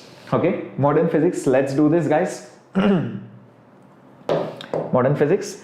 Energy of a photon. Energy of a photon will be hf, which is also hc by lambda, but you can also write 1240 divided by lambda. Then this lambda is in nanometers, and this answer that you will get will be in electron volt. This is the standard formula which you can use. When light falls on a surface, it will emit electrons if the frequency is more than critical frequency, and these electrons go hit the other side, and there might be some voltage difference across it, and you have the photoelectric equation, which is energy of the photon. जो भी energy of the photon है goes in, number one, pulling that electron out, so that is work function, and whatever is remaining will be there as the kinetic energy. So plus kinetic energy. You can also write this as hf is hf naught. Remember, this is critical frequency. Critical frequency. इसके बाद ही photoelectric effect होता है. Plus energy will be EVS. Remember one more thing, that in case of current, जो current होता है, that current does not depend on anything else but apart from intensity. Intensity. So if more intense light is there, then the current is more. If obviously f is more than f naught. If frequency only is not there, higher, then obviously there will be no photoelectric effect. So current will be directly proportional to the intensity of the light. It also depends on the voltages. So you must have seen those graphs. Okay, these graphs are very, very important. Current versus voltage. वो जो graph होता है, it becomes like this. Okay, this is minus Vs, this is 0, this is positive voltage. So current becomes 0, when the voltage is below the stopping potential. मतलब इतना ज़्यादा, you have applied so much of potential difference that these electrons are not able to reach on the other side. So that's the reverse voltage. Okay, and if you increase the intensity, then also the current increases. Okay, because intensity is more. Intensity is more in this case. So the current also will increase. Very, very important graph. Lastly, de Broglie's wavelength. So whenever you have a mass which is moving with certain velocity, the associated matter wave, this is called as the matter wave, which is iska wavelength is called as the de Broglie wavelength. De Broglie wavelength. Then that de Broglie wavelength is h by p, which is also h by mv, which is also h by root 2 m kinetic energy. Root 2 mk. K is kinetic energy. Yes. Wow, 1.9. Come on, guys. Let's make it to 2000. All right. Cool. Let's move ahead to the next one. Cool? Clear? Let's move ahead. Okay. Atomic structure. Atomic structure should be next, I guess. Yes, it is. Now, first thing that you should do from NCERT is Bohr's postulates. Bohr's theory. Please read all those pointers from NCERT, okay? Or whatever H.C. Verma, whatever book you are following, please read it from there. It's very important. The most important formula over there is angular momentum is nh by 2 pi, okay? And the circumference, which is 2 pi r, is always n lambda. This is your principal quantum number, okay? This is your principal quantum number. K is 1, L is 2, and all of that. Also remember, the radius of any shell is a constant, which is like 0.53 into n square by z. Z is atomic number, n is your principal quantum number again, but this will be in Armstrong. Velocity, remember, it is proportional to z by n, and energy in general is minus 13.6. Here you have z square by n square, but this is in electron volt. Keep this in mind. This is negative values. Also remember one more thing, that kinetic energy plus potential energy is total energy, and your kinetic energy is negative of total energy. Kinetic energy is negative of total energy, and potential energy is nothing but twice of total energy. There have been questions based on this in atomic structure. Very, very important. Lastly, you have these transitions. You should know this is Lyman, Balmer, Paschen bracket series. Lyman is when the transition happens from any shell to the first shell. Balmer is when it happens from any shell to the second, and so on and so forth. And the formula is given by 1 by lambda r z square, 1 by first shell and the second shell's principal quantum number. R is your Rydberg's constant. R is your Rydberg's constant. Yep. Everybody clear? Yep. So R will be nothing but 1.097 into 10 to the power 7. Yep. Is that clear? Very good. Very good. Zayed, welcome. All right. Okay, chalo. Okay. My God. Rishabh says like for 1 mm. किसी के नाम पे भी like कर दो, कोई बात नहीं. Anyways, all right. Let's get moving to the next thing. ये सब लिख लिया होगा? अच्छा, क्या नहीं समझ में आया ऋषभ? ये जो है N1 and N2, these are the initial and final shells of the transition. So whenever a transition happens, electron jumps, let's say from here to here, photon will be emitted. That photon's wavelength is given by this. Ulta also can happen. If photon is absorbed, the electron will get excited, jump to higher orbit. Then also you can use this formula. R is Rydberg's constant, Z is atomic number. As simple as that. Okay. Then X-rays. You should please read characteristics, okay, of X-rays and also remember the properties of X-rays, and also read about Coolidge tube. Read about Coolidge tube from NCERT. ये तीन चीजें पढ़ने आपको, क्या क्या? Characteristics, properties and Coolidge tube का setup. यहाँ पर you have filament, current passes, potential difference is there, electrons get accelerated, they strike the target, and X-rays are emitted, and then you have that X-rays which look like this in intensity. Okay, so this is the graph which you should know. These are your characteristic and these are your continuous X-rays. This is intensity.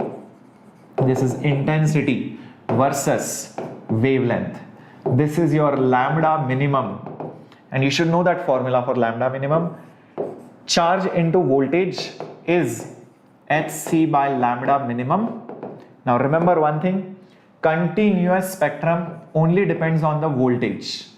Characteristic spectrum only depends on atomic number. मतलब the atomic number of the target. ये Z of the target के ऊपर it depends on it, nothing else. And just like you have Lyman-Balmer series, you have K alpha, K beta, K gamma. It's very simple. K alpha means the alpha stands for first line, beta stands for second line, gamma stands for third line. K alpha matlab from n is equal to 2 to n is equal to 1. K beta, it has to come to K, the second line. K gamma, third line. L alpha, first line, so from M to L. L beta, second line, so from N to L. That's what it is. And then you have your Moseley's law. Moseley's law. So what was Moseley's law? He said for K alpha, the root of frequency of K alpha is a constant into atomic number minus B, and this is 1 for K alpha. Okay, this is something which you should know. And this A will be root of 3 I think 3RC by H ऐसे कुछ आता है, एक बार check कर लो. 3RC by 4, or if I'm not wrong, 3RC by 4. Yep, this is that constant. You should know this Moseley's law as well. Yep, well good. Shall we go ahead? Can we go ahead? Have you taken the screenshot? Yep. Veda, I have completed. Okay, I have completed many chapters. Now we are yeah, almost towards the end, like modern physics. All right, moving ahead. Nuclear physics. Okay, चलो देख लेते हैं क्या क्या है इसमें. Yeah. So first is atomic mass number is atomic number plus number of neutrons. This is protons. This is neutrons. Now the radius of a nucleus, radius of nucleus is 1.1. It's a constant into atomic mass number whole raised to 1 by 3 femtometers. Femto is 10 to the power minus 15. Also, you should know mass of proton and mass of neutron are roughly the same, and it is of the order of 10 to the power minus 27 kg, and mass of electron is of the order of 10 to the power minus 31 kg, and one atomic mass unit का definition 1 by 12 of 12C carbon atom, which is I think 1.6 या ऐसे कुछ आता है, याद है क्या किसी को? देख लो. Something into 10 to the power 27 minus 27 kg. 6 point. Okay, I think it is yeah, some 10 to the power minus 27 kg, and yeah, I think it is 1.66. एक बार check कर लो. एक बार check कर लो. 1.66 into 10 to the power minus 27 kg. Anyways, now going ahead, if mass is destroyed or created, then energy is released. Energy absorbed or released is dependent on how much mass is created or destroyed into c square. So mass which is created or destroyed. And you can also write this. Achha, 1.67. Okay, ठीक है. Okay, fine. And this you can also write it as delta M into 931 if the units of this are in atomic mass unit. ये तभी काम आएगा when number of neutrons, protons दिए हैं, final atomic mass दिया है, and you have been asked mass defect calculate करना है, and then you have to also find how much is the binding energy or how much is the energy released or absorbed in that fusion process or making that nucleus. Q value निकालना है, whatever. So that time you will use this formula. And lastly, you will also need that formula when you have a radioactive sample which contains N and it decays. There is a decay which is happening. Then your activity A is given by rate of disintegration, which is lambda times of N.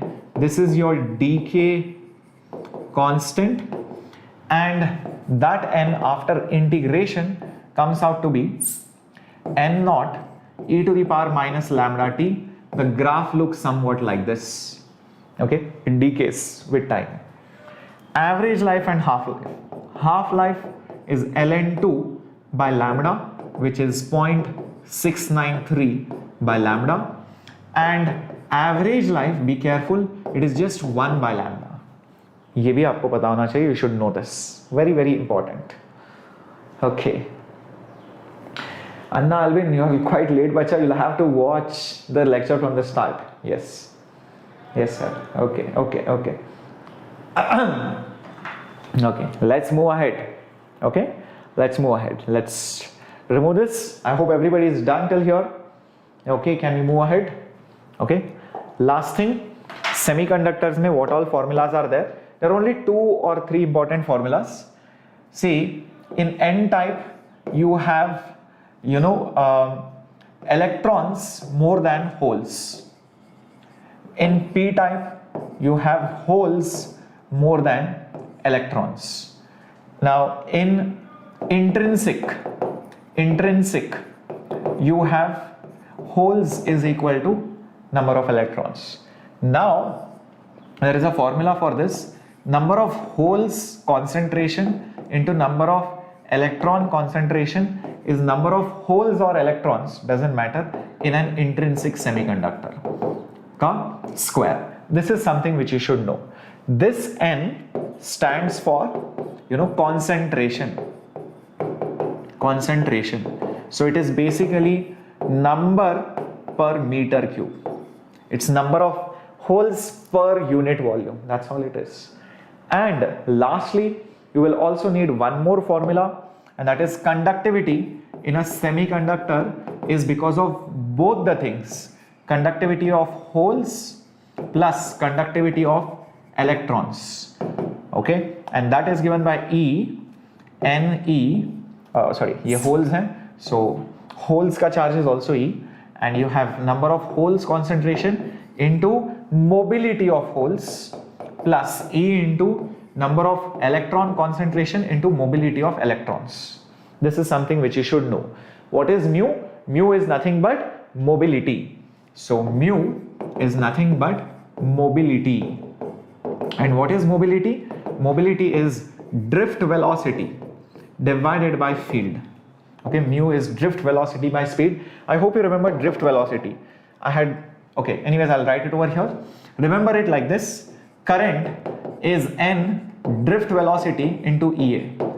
ये याद रखना भी आसान है. NVIDIA graphics card का, it's a company. NVIDIA, I is NVIDIA. If you remember that, you can easily get drift velocity. That's how it is. Very, very important formula. Electric field is the electric field which is set up. That also you can find out. E is rho J. I have told you this also before. So very, very important formulas coming up on your screen. All right. Yes, I use NVIDIA. Yes, very good, Mohammed. Okay. Chalo. Last thing, transistors. So base, collector, emitter. So what happens is, if there is some base current here, and if there is some collector current here, and if the emitter current comes out like this, remember both these currents add by Kirchhoff's current law.